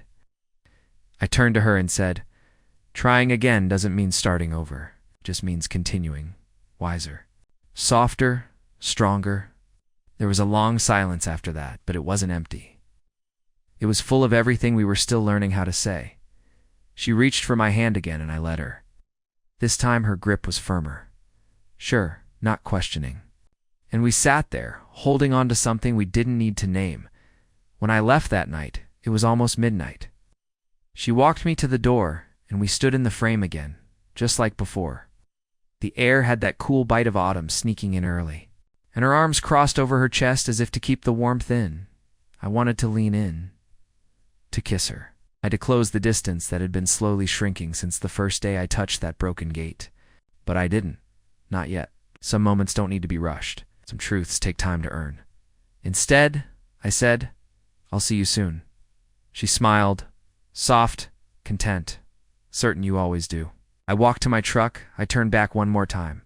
She was still standing there, watching me go. Her figure lit from behind by the golden flicker of candlelight. And I knew then, with more clarity than ever before, that some connections don't demand declarations. They just unfold slowly, bravely. And without apology, the following week unfolded like the turning of soft pages. Each day, a quiet chapter stitched together by small, meaningful moments. I didn't see Caroline every day, but she lingered in everything. In the coffee, I brewed too slowly because I was thinking of the way she took hers extra cinnamon, just a pinch of salt. In the way I paused before driving past her street, always, tempted to take the long way just in case, I caught a glimpse of her outside. And in the way my mind replayed the way her eyes had softened the last time I held her hand. As if the warmth had seeped into my skin and refused to leave. Work was steady, if a little routine. A creaky stair here, a faulty outlet there. But my thoughts stayed tethered to her, like a kite anchored by invisible string. I found myself slowing down in places I usually rushed through, taking longer with clients, asking more questions. Offering advice even when it wasn't required. It was like the simple act of being around her had reminded me how to move through the world with a little more grace. Midweek, she texted me a photo of her garden gate. It was painted red. The message that followed read, "Thought you should. Be the first to see it." I stared at the picture for a long while before I answered. The paint was still fresh, glinting a little under the sunlight. The shade she'd chosen was bold, just as she'd said, rich and unapologetic. A declaration. Not a question, I replied. It's perfect. It suits you. She didn't respond right away, and I didn't mind. I could picture her reading my message with a small, knowing smile, then tucking her phone away like the moment was something she could keep in her pocket. Maybe we both were learning to let things take their time. That Friday, she invited me. Over for dinner. She said she wanted to cook something complicated, something she hadn't tried since before her divorce. It could be a disaster, she warned, but at least we'll have wine. When I arrived, the house was warm with the smell of garlic and roasted tomatoes. She greeted me in an apron dusted with flour and handed me a glass of red the moment I stepped through the door. "I'm attempting lasagna from scratch," she announced, gesturing toward a bubbling dish in the oven. "If it tastes like regret, just pretend you love it." "I already love it," I said, and we haven't even sat down yet. We ate at the small kitchen table, plates stacked high and music humming in the background. She told me stories about learning to cook from her grandmother, about failed meals and joyful ones, about the time she almost set the kitchen curtains on fire making creme brulee for an anniversary that never quite felt celebratory. I listened, not just to her words, but to the rhythm of her voice. There was a richness to it now, confidence I hadn't heard before, like painting the gate red, had unlocked something deeper. At one point during dinner, the power flickered and went out completely. Caroline froze mid-bite. "Oh no, not again. That breaker's been a pain." I stood, chuckling. "Want me to take a look?" She hesitated. "Only if you want to earn your meal." I grabbed my tools from the truck and found the breaker box tucked away in a small closet. Behind the laundry room, fix was simpler. Loose wire and a tripped switch, but I lingered a little longer than necessary, quietly smiling at how even her faulty wiring had started to feel familiar. When I returned, the lights hummed back to life. And she was lighting candles anyway. "Thought I'd embrace the moment," she said. "We're halfway to romance. Might as well go all in." We finished the wine by candlelight, our laughter growing louder as the stories got more personal. She told me about a younger version of herself who once hitchhiked through Ireland, sleeping in hostels and eating nothing but bread and apples for days. I told her about the time I got stuck in a crawl space for nearly 2 hours because I dropped my flashlight and couldn't find the way back. We were like kids trading secrets under a blanket fort, one memory at a time, pulling us closer. Later, we moved to the living room. She brought out a box of Record's actual vinyl. The real deal. "You pick," she said, curling her feet. Beneath her on the couch, I sifted through the sleeves, fingers grazing names I hadn't seen in years. Fleetwood Mac, Carole King, Otis Redding. I chose something slow and nostalgic, then dropped the needle with care. The room filled with soft crackles and low melodies. We sat there for a while, the kind of silence that doesn't beg to be filled. Her hand brushed against mine, and this time she didn't pull away. Slowly, deliberately, Her fingers slid between mine, like they had always belonged there. I turned to her, not to say something, but just to look to memorize the moment the same way I'd memorize a blueprint before. Starting a job. She met my gaze, and I could see it all in her expression, the cautious hope, the quiet fear, the delicate trust that had taken weeks to grow. When I finally spoke, it was barely above a whisper. I don't think love has an expiration date, I said, but I do think it waits for the right person to remind you it still exists. She didn't answer right away. Instead, she leaned in and rested her head against my shoulder, her breath warm against my neck. I used to think it did, she said quietly. I used to think I'd already spent all my chances. You didn't, I said. I hadn't found the right gate to walk through yet. She laughed softly, a single exhale that sounded like relief. And in that moment, with the record spinning, the candlelight flickering, and her hand in mine, I realized we weren't rushing toward anything. We weren't trying to outrun time or rewrite history. We were just existing, fully, finally, and without apology. When I left that night, it wasn't with the usual ache of goodbye. It was with a sense of peace I hadn't felt in years. Kind that wraps itself around your ribs and stays with you as you fall asleep. The kind that doesn't need promises or declarations, just the gentle certainty that something true is beginning to take root.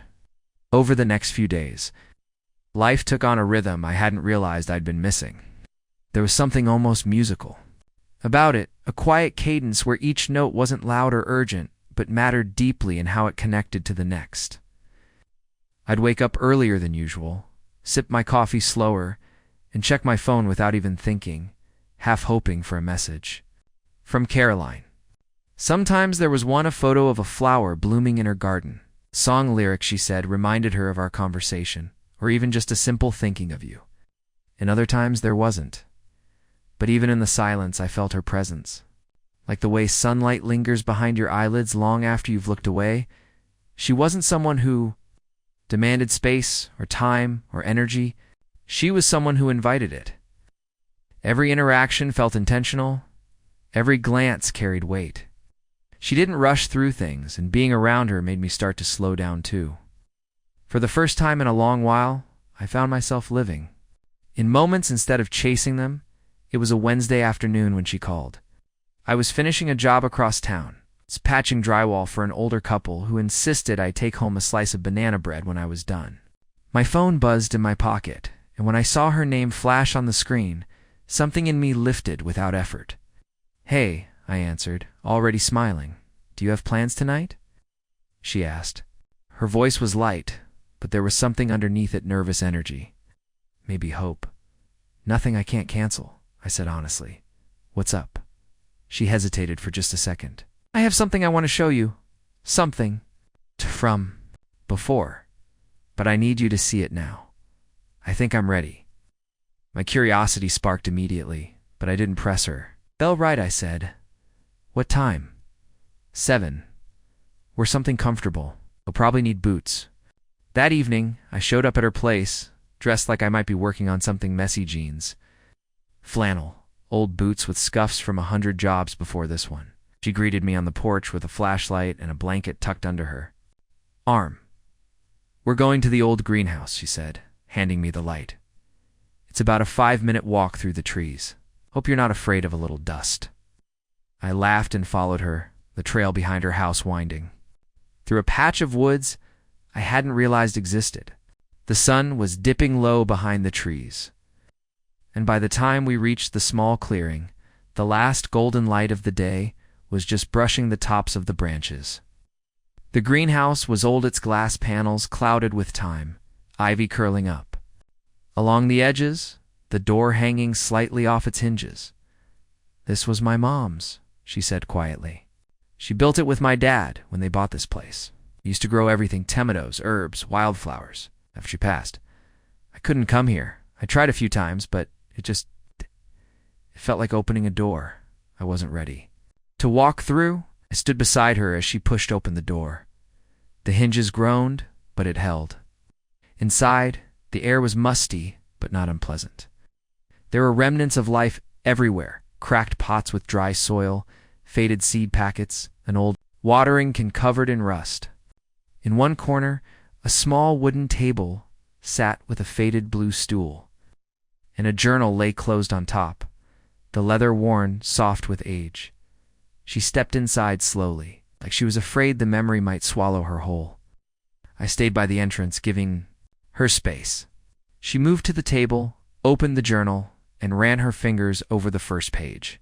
She wrote everything down, she said. What bloomed, what didn't. Notes on the weather, what she was feeling that day. It wasn't just a garden to her, it was a part of who she was. She flipped through a few pages, then looked at me. I want to bring it back. Not to what it was, but to something new. Something that carries her spirit, but has mine too. I guess I just wanted you to see it first. Before I start, I stepped inside then, the floorboards creaking under my weight. The scent of earth and memory hung in the air. I looked around, imagining what it must have been like when her parents were here, when the place was alive with green and color and love. And then I looked at Carolyn standing in the fading light, her eyes glassy but unafraid, her hands still resting on the old journal, and I realized that this wasn't just about a garden. This place has a heart, I said, and so do you. If you want help bringing it back, I'm in. She exhaled slowly, the kind of breath you take when you're letting go of something heavy. Thank you, she said. I didn't realize how much I needed to hear that. Spent the next hour walking through the space, making mental notes of what could be salvaged and what needed replacing.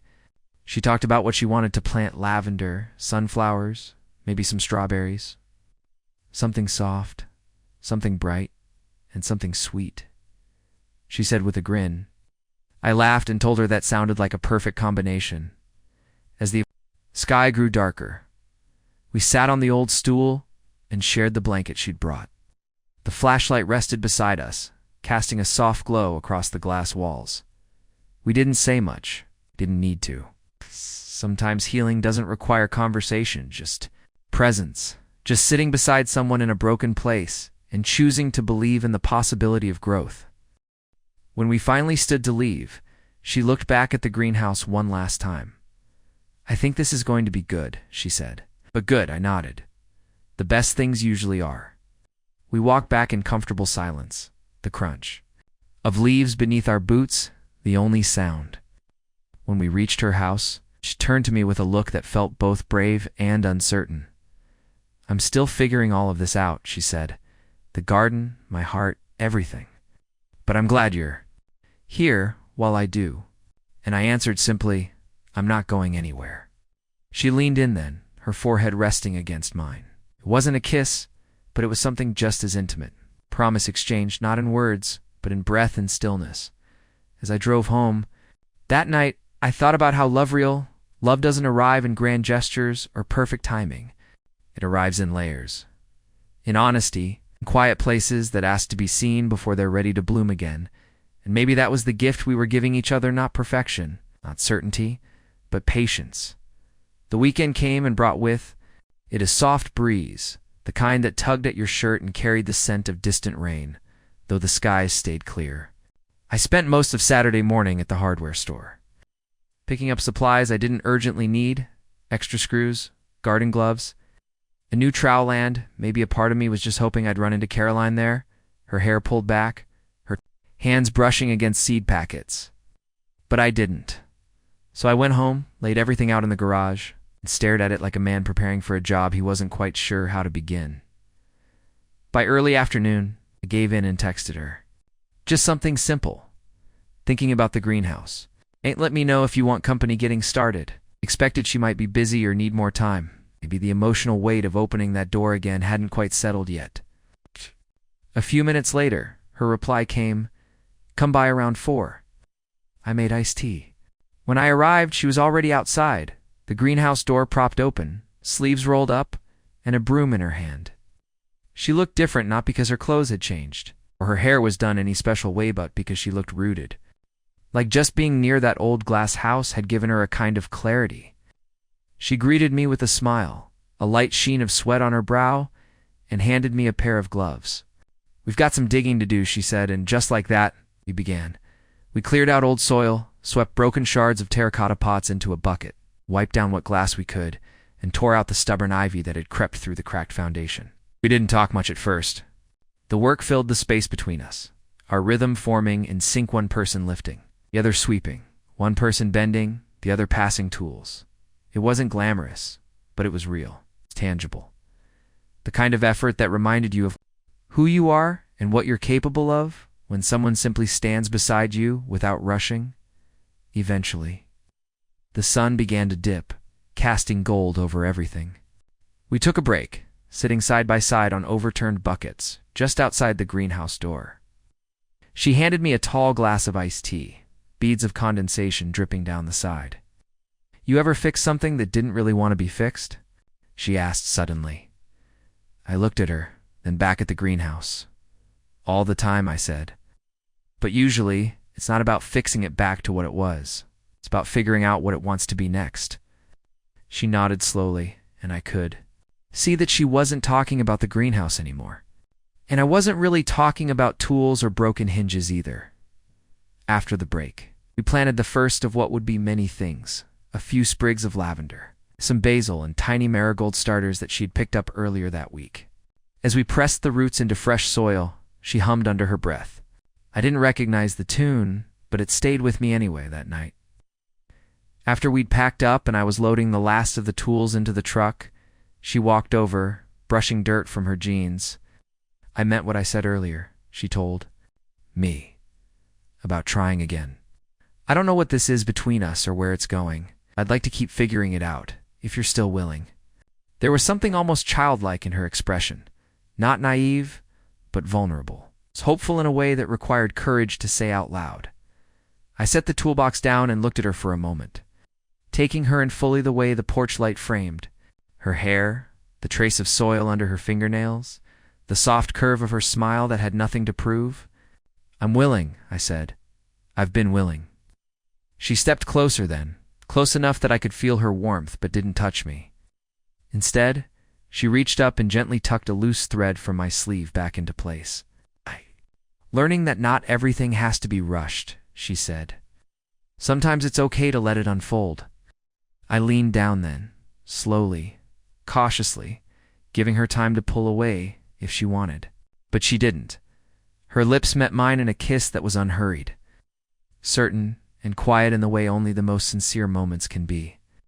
It wasn't fireworks or grand symphonies, it was the stillness of a lake at sunrise, the warmth of the first spring day after a bitter winter, and when we pulled apart, we both smiled like people who'd just been let in on a beautiful secret. Later, as I drove home, I felt something in me settle. For so long, I'd carried my life like a toolbox, functional, efficient, always prepared for the next broken thing. But Caroline wasn't something to fix. She wasn't a project or a problem or a detour. I was a chapter. A red gate that had finally swung open.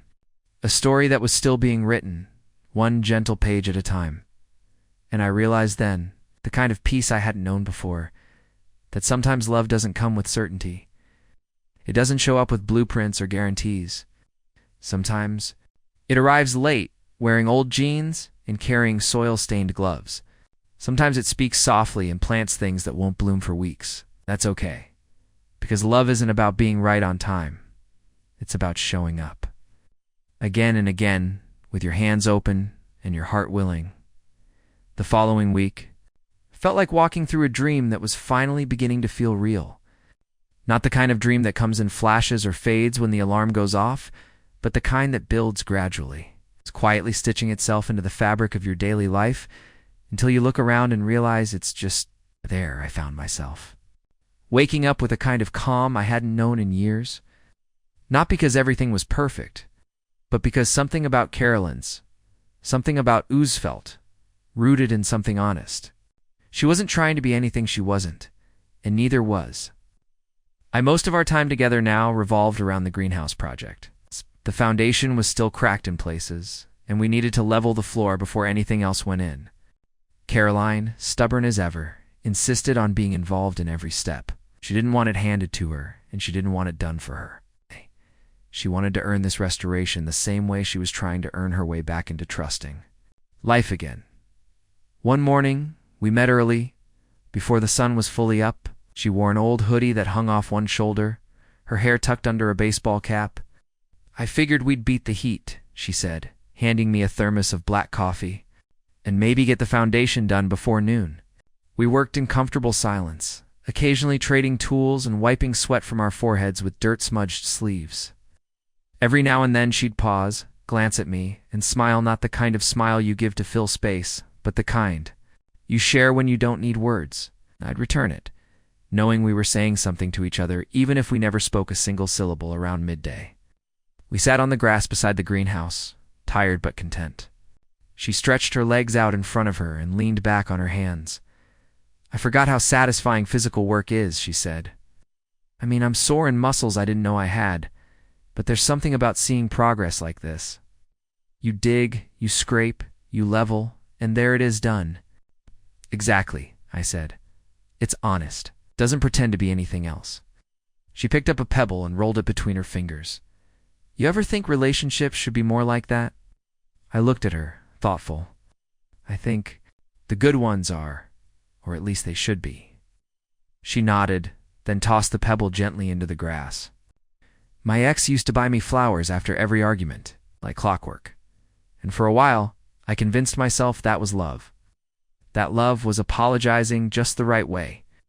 But now, I think love might be showing up to help dig out a cracked foundation and bring in coffee." I smiled and reached for her hand, which she gave freely, her fingers lacing through mine like they were always meant to. "Love doesn't need to be loud," I said. "Sometimes it just needs to be consistent." That afternoon, we managed to finish the last of the leveling. She stood back, hands on her hips, and surveyed the space like someone inspecting a puzzle. "Just solved." "We should build a new workbench in that corner," she said, pointing something sturdy. "Big enough for pots and tools and maybe a little radio. You thinking of turning this into your full-time thing?" I asked. She shrugged. "Thoughtful. Maybe not full-time. But I like the idea of making it part of my life again. Growing something. Selling herbs or flowers at the weekend market. Teaching kids how to plant a tomato. It's a far cry from my old job. What did you do again?" I asked. I realized embarrassingly that I didn't know. We talked. So much about memories, grief, hope, but not much about the day-to-day life she'd left behind. "I was a marketing consultant," she said. "Spent my days convincing companies that their product could change someone's life. Funny, right? I spent so much time helping people sell their image, I forgot what it felt like to just be real." I let that sit for a moment, watching her. As she walked slowly around the perimeter of the greenhouse, she ran her fingers along the glass, pausing where the sunlight hit the pane just right. There was something poetic about it. This woman who'd once sold illusions now choosing to rebuild something that couldn't be faked. That evening, we sat on her porch steps and watched the sky stretch out in shades of coral and lavender. Garden gates still freshly painted, red creaked softly in the breeze. She leaned against me, her head resting on my shoulder, and I wrapped an arm around her without thinking.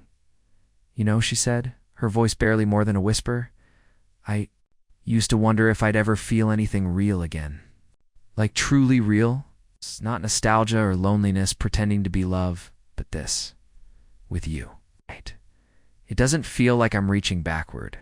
I kissed the top of her head and said nothing, because sometimes silence is the most respectful answer. You can give someone bearing their soul. That night, she walked me to my truck like she always did, and as I turned to say goodbye, she stepped forward and kissed me softly. But this kiss wasn't hesitant. It wasn't testing the waters or seeking permission. It was full and certain and open, like she was no longer afraid of how it might feel to want someone without knowing the ending.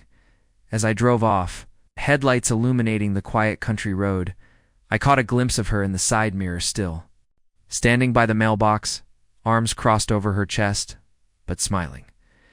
And I thought about all the things we build in life. Past fences, houses, garden gates. But the hardest, most beautiful thing to build is trust. Real, sturdy trust.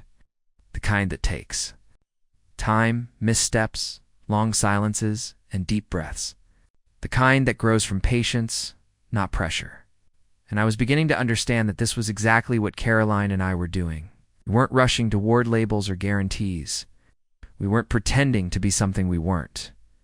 We were just showing up day by day, project by project, moment by moment. Together, by the time the next weekend arrived, the greenhouse had started to resemble a place with a future again. The cracked floor was now level and covered in a clean layer of gravel. The panels had been scrubbed until light poured in generously. A new cedar workbench stood proudly in the corner where Caroline had envisioned it. It smelled of fresh wood and possibility. But more than anything, it felt like a space that carried both the past and the promise of something entirely new. It was hers now, but not in the way of inheritance. In the way of reclaiming something that had been paused, not lost. That Saturday morning, Caroline texted me earlier than usual. "Come hungry. Pancakes and blueberries." The message was short, but something about it made me smile like an idiot. For 5 straight minutes, I arrived just after 8, and she greeted me in the kitchen with her hair tied in a messy bun, spatula in hand, and a stack of pancakes already on the table. No better way to celebrate finishing the foundation. Then with carbs, she said, grinning. We ate slowly. Both of us barefoot on the cool tile floor, the radio humming softly in the background. It was the kind of morning that felt like it belonged in a memory, simple, warm, unremarkable in any grand sense, but deeply alive. After breakfast, we brought coffee to the porch and sat there in the sunshine, like two people who had nowhere better to be. "Do you ever think about what's next?" she asked, stirring her coffee slowly, eyes on the garden. "In what way? In your life? Like past work and schedules and errands. The bigger picture." I took a breath, thinking. Lately, yeah, more than I used to. Used to just focus on finishing the next job, paying the next bill, fixing the next thing. But lately, I've been wondering if there's more to build than just fences and cabinets. She nodded, her expression soft. I think I stopped asking myself that question. For a long time, somewhere after the divorce, I just settled into the idea that this was it, that the best chapters were already written out. But now, being out there in that greenhouse, with you, it's like something old inside me is waking up. I reached out, placed my hand over hers. Maybe this is the chapter we didn't expect? She looked at me then, and for a second, neither of us said a word. Her eyes weren't sad or nostalgic anymore. They were steady, focused, brave. "Would you help me build the shelves today?" she asked after a moment, changing the subject, but not the feeling. "All day if you need me," I said. The sun climbed higher as we worked. We carried in the wooden boards she had painted a pale sage green. It's the same color as her mother's gardening apron, and we installed them against the far wall. Each shelf was a little crooked by design, uneven in that way that made them feel handmade, personal. We laughed when the drill gave out halfway through, and she ran inside to find her backup battery. At one point, we both sat on the floor, covered in sawdust, sharing a bottle of lemonade, and she leaned her head against my shoulder like it was the most natural thing in the world. When the shelves were done, we lined them with the first of many things old gardening books. Painted pots, small jars of seeds she'd saved over the years. It felt like creating an altar, a tribute, not just to her mother's memory, but to Caroline's rebirth. And somewhere in the quiet of it all, I realized I was falling for her. Not just the idea of her or the romance of this project, but the woman herself. Strong. Sometimes unsure, but always trying. Later that evening, we sat on her back. Steps. The porch light buzzing softly above us.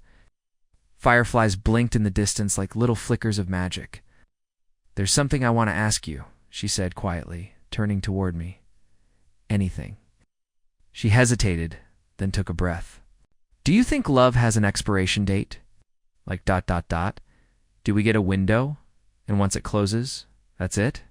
Her voice didn't shake, but I could hear the vulnerability behind the question. As if she was bracing for an answer she didn't want to hear. "No," I said without hesitation. "I think love changes shape. Sometimes it hides. Sometimes it shows up when you're 49 and painting shelves in a greenhouse, but it doesn't expire. Just waits for us to be ready again." She looked down, smiled softly, then back at me. That's what I needed to hear. That night, she didn't walk me to the truck. Guess I stood to leave. She caught my wrist and said, "Stay." Just that. One word. But in it was a door opening, a moment of surrender, invitation to stop pretending we weren't already something to each other. So I stayed. We sat in the living room for hours, the lights low, talking about the years in. Between her divorce, my long stretches of solitude, the moments we each almost gave up on the idea of more. She told me about the dog she'd had when she was young, how losing it was the first time she understood grief. I told her about my dad's old truck, how I still kept the keys on my nightstand even though it hadn't run in 5 years.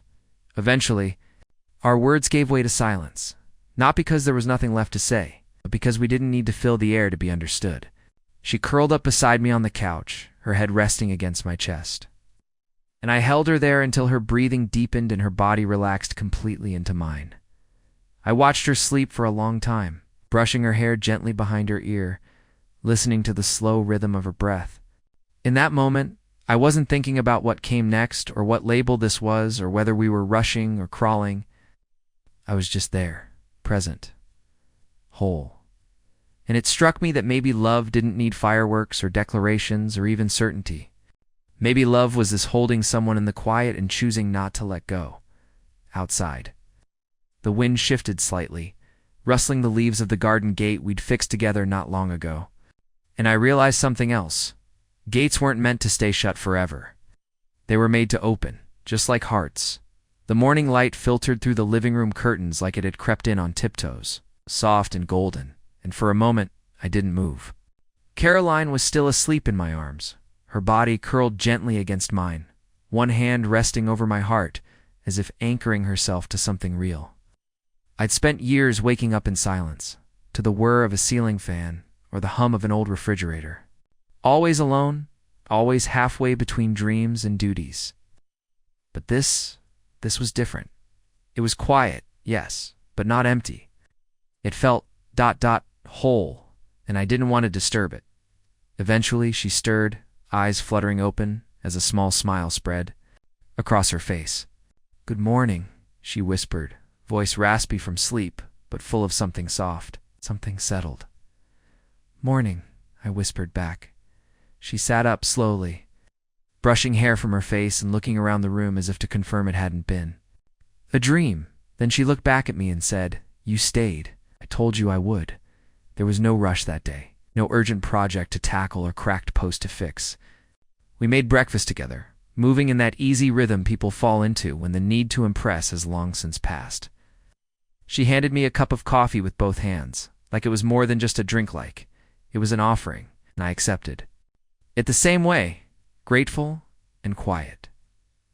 After breakfast, we stepped outside and sat on the front steps, watching the town slowly wake up. A couple jogged past with their golden retriever. An older woman rode her bike with a basket full of baguettes and herbs. Somewhere down the block, wind chimes danced in the breeze. It was the kind of morning that didn't beg for attention. It just asked to be noticed. "I talked to my sister last night," Carolyn said after a long pause. "Well, more like texted, but it was good. She wants to come see the greenhouse." I turned to her, surprised. "That's a big step." "It is," she admitted, pulling her knees up and resting her chin on them. "But I think I'm ready to stop living like the past is some place I need to keep revisiting.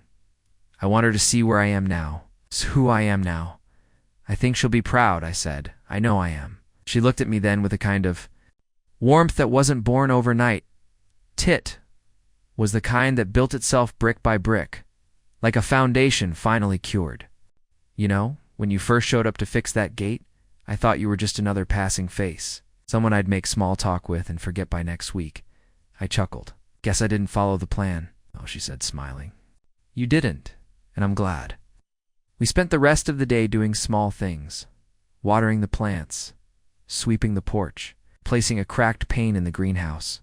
Each task was simple, almost mundane, but strung together they created something beautiful, a kind of ordinary magic that neither of us had allowed ourselves to believe in for a long time. That evening, she cooked dinner, roasted vegetables and lemon chicken, and we ate outside, string lights glowing above us like warm stars. At 1 Point music drifted from her small speaker, a song I didn't recognize but felt familiar somehow. She stood up, extended her hand toward me, and said, "Dance with me." There was no one else around, no crowd to impress or stage to perform. On. Just the two of us, in a backyard framed by twilight and the hum of crickets. I took her hand, pulled her close, and we swayed slowly beneath the canopy of lights. Her head rested against my chest, and I closed my eyes, breathing her in. "I haven't danced in years," she whispered. "Same," I said. "But this feels like a good place to start again." Later, after the dishes were done and the lights were dimmed, we lay on the couch with a blanket draped over us. She told me stories about her mother, how she used to sing while pruning the roses, how she'd always make soup on rainy days, how her laugh could be heard through 3 closed doors. I listened, not just to the stories, but to the way Caroline told them, tender, reverent, as if each memory was a petal she was unfolding just for me. "I used to think she was invincible," she said quietly. "And when she got sick, I didn't know how to handle watching someone so strong fade." "You were a daughter," I said. "You loved her. That's all she ever needed." Caroline nodded, tears welling, but not falling. She wasn't breaking, she was remembering. And there's a difference. That night, as we lay in bed, the moonlight spilling through the window, I turned to her and said, "You know, I don't think love has an expiration date. I think it just waits for the right season, the right soil, the right person to plant it again." She looked at me, her eyes shining with something deeper than gratitude. "Then maybe it's time we let it grow." And as we drifted into sleep, her hand in mine, I thought about the garden gate, how it had been stubborn at first, jammed, rusted, uncooperative. But with time and patience, we'd eased it back into place. We didn't force it open, we'd listened. To it, we learned its rhythm. We respected what it had been through, and in doing so, we'd found something neither of us had expected. A new kind of opening, new kind of beginning. The days that followed were what I could only describe as quietly golden. They weren't filled with fireworks or grand gestures, but with subtle, steady moments that seemed to stitch themselves into a rhythm neither of us had known we'd been missing. Mornings began with the clink of 2 coffee mugs, the slow shuffle of feet on cool kitchen tile, and the occasional shared newspaper crossword we rarely finished, but always laughed our way through. Afternoons were spent in the greenhouse or tending to the newly planted herb boxes along the fence, Caroline's idea, complete with handmade labels in her mother's handwriting that she'd carefully traced from an old recipe journal. Damn. In the evenings, we sat on the porch, sometimes wrapped in a blanket if the breeze picked up, sharing the kind of conversation that only happens when there's nothing left to prove. One late afternoon, we drove out to the lake just outside of town. She hadn't been there in years, she said, since before her marriage fell apart, before the town felt like a place she needed to escape from. "It used to be my favorite thinking spot," she confessed as we pulled into the gravel lot. "When I believed in fresh starts." The lake was quiet, mirror-like, reflecting the lazy stretch of clouds overhead. We found a flat spot near the water's edge and laid out a blanket. She'd brought from the house, faded blue and frayed at the edges, but soft as a memory. She kicked off her sandals and let her toes sink into the warm sand. I sat beside her, just close enough for our shoulders to touch. She pulled her knees to her chest and looked out across the water. "Do you ever get scared that this is too easy? That it's all going to fall apart?" I thought about that for a moment. Sometimes, but then I remind myself that not everything good has to come with pain. Maybe it's just good because we finally earned it. She smiled at that. "I want to believe that. I really do." "You don't have to believe it all at once," I said, "just enough to stay in the moment." We stayed by the lake until the sky turned lavender in the first. Stars began to blink into view. On the drive home, she rested her head against the window, her hand in mine, and neither of us said much. We didn't need to. The silence between us wasn't heavy anymore. It was full of meaning, like a page left intentionally blank in a book. Because the feeling was too big for words. Back at the house, she turned to me at the door and said, "Do you want to stay again?" I nodded, and for the first time it felt less like an invitation and more like a continuation, like this was simply where I belonged. Over the next few days, we started to make small changes to her space together, not renovations. Those were done but quiet integrations. I brought over a few of my books and left them on the shelf in the living room.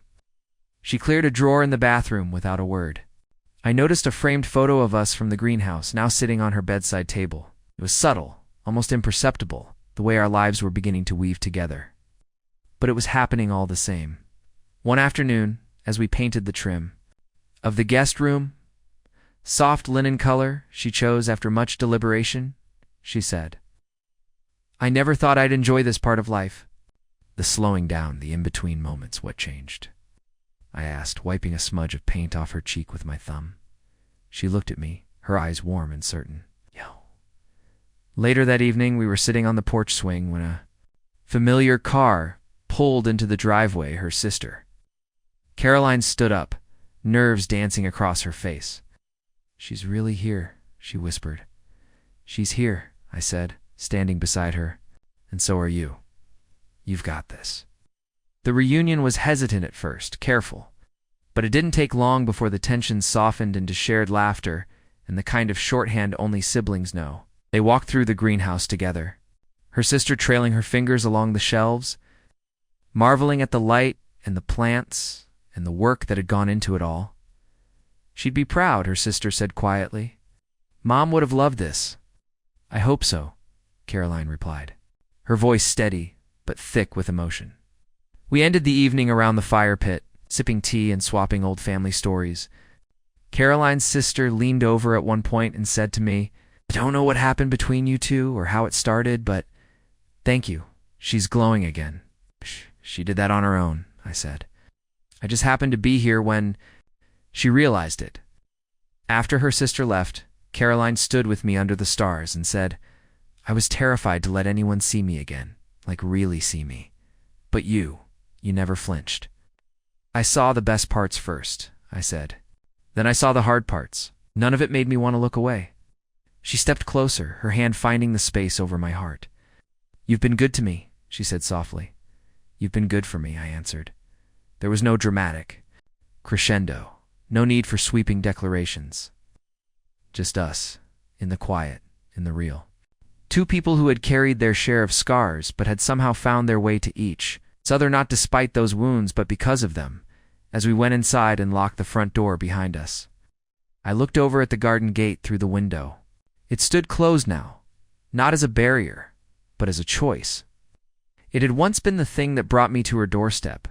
Now, it was simply part of the backdrop of a life we were beginning to build, not rushed, not forced, but deliberately, beautifully, together. And as I turned out the lights and followed her down the hallway, I realized something with a quiet certainty. Some beginnings don't feel like thunder. They feel like peace. Spring gave way to early summer with the kind of gradual ease that only quiet content lives seem to notice. The mornings became brighter earlier, the garden fuller, and the scent of lavender drifted more boldly through the air around the greenhouse. Life didn't change all at once. It softened.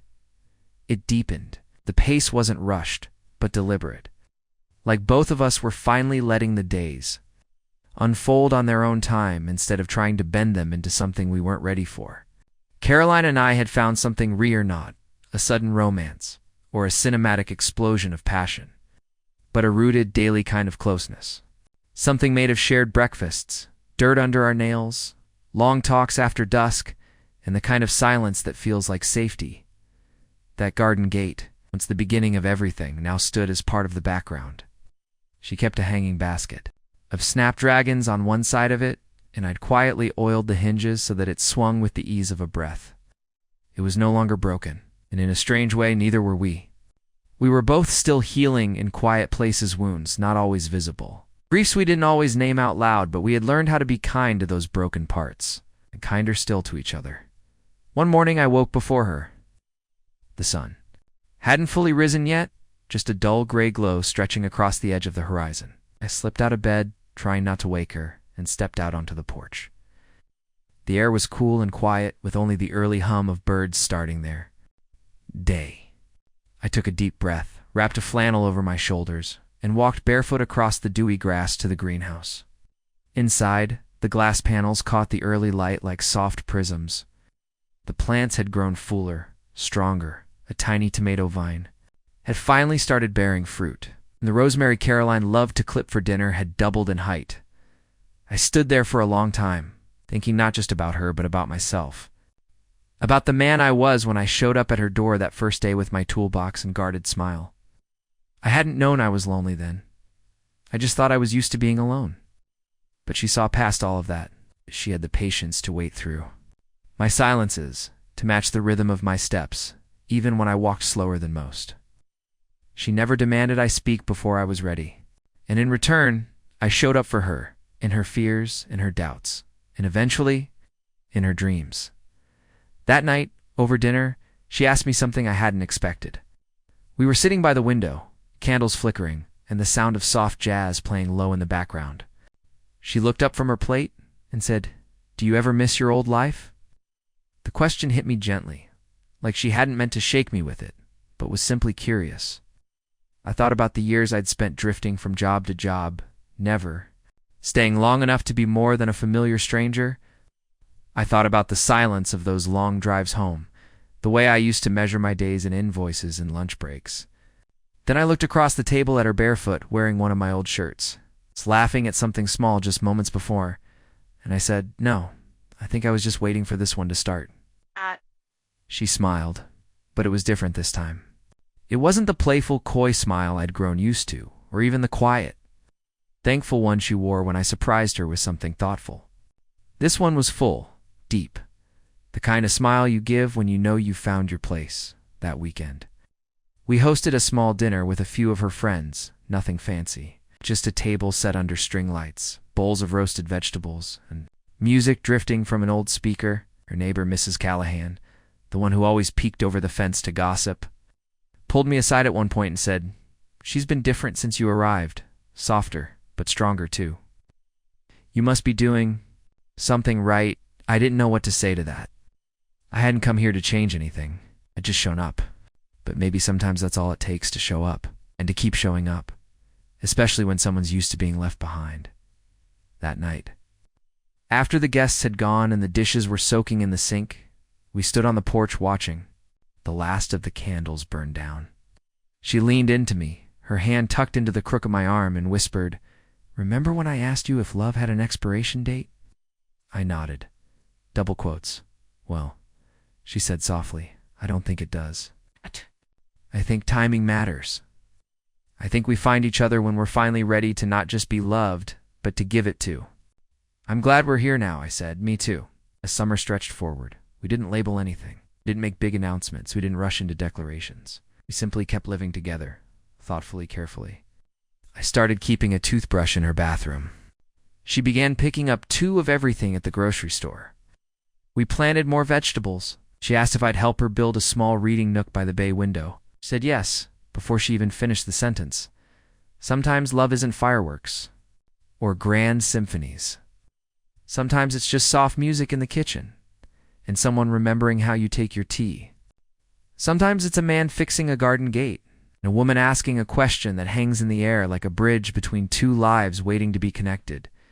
We were that bridge, and one day, maybe years from now, we'll look back at the moment we met and realize the beauty wasn't just in the falling. It was in the choosing to stay, the choosing to build, the choosing to begin again, even when the world told us we were past our prime. But love doesn't keep time the way clocks do. It simply waits. Up next, you've got 2 more standout stories right on your screen. If this one hit the mark, you won't want to pass these up. Just click and check them out. And don't forget to subscribe and turn on the notification bell so you don't miss any upload from us.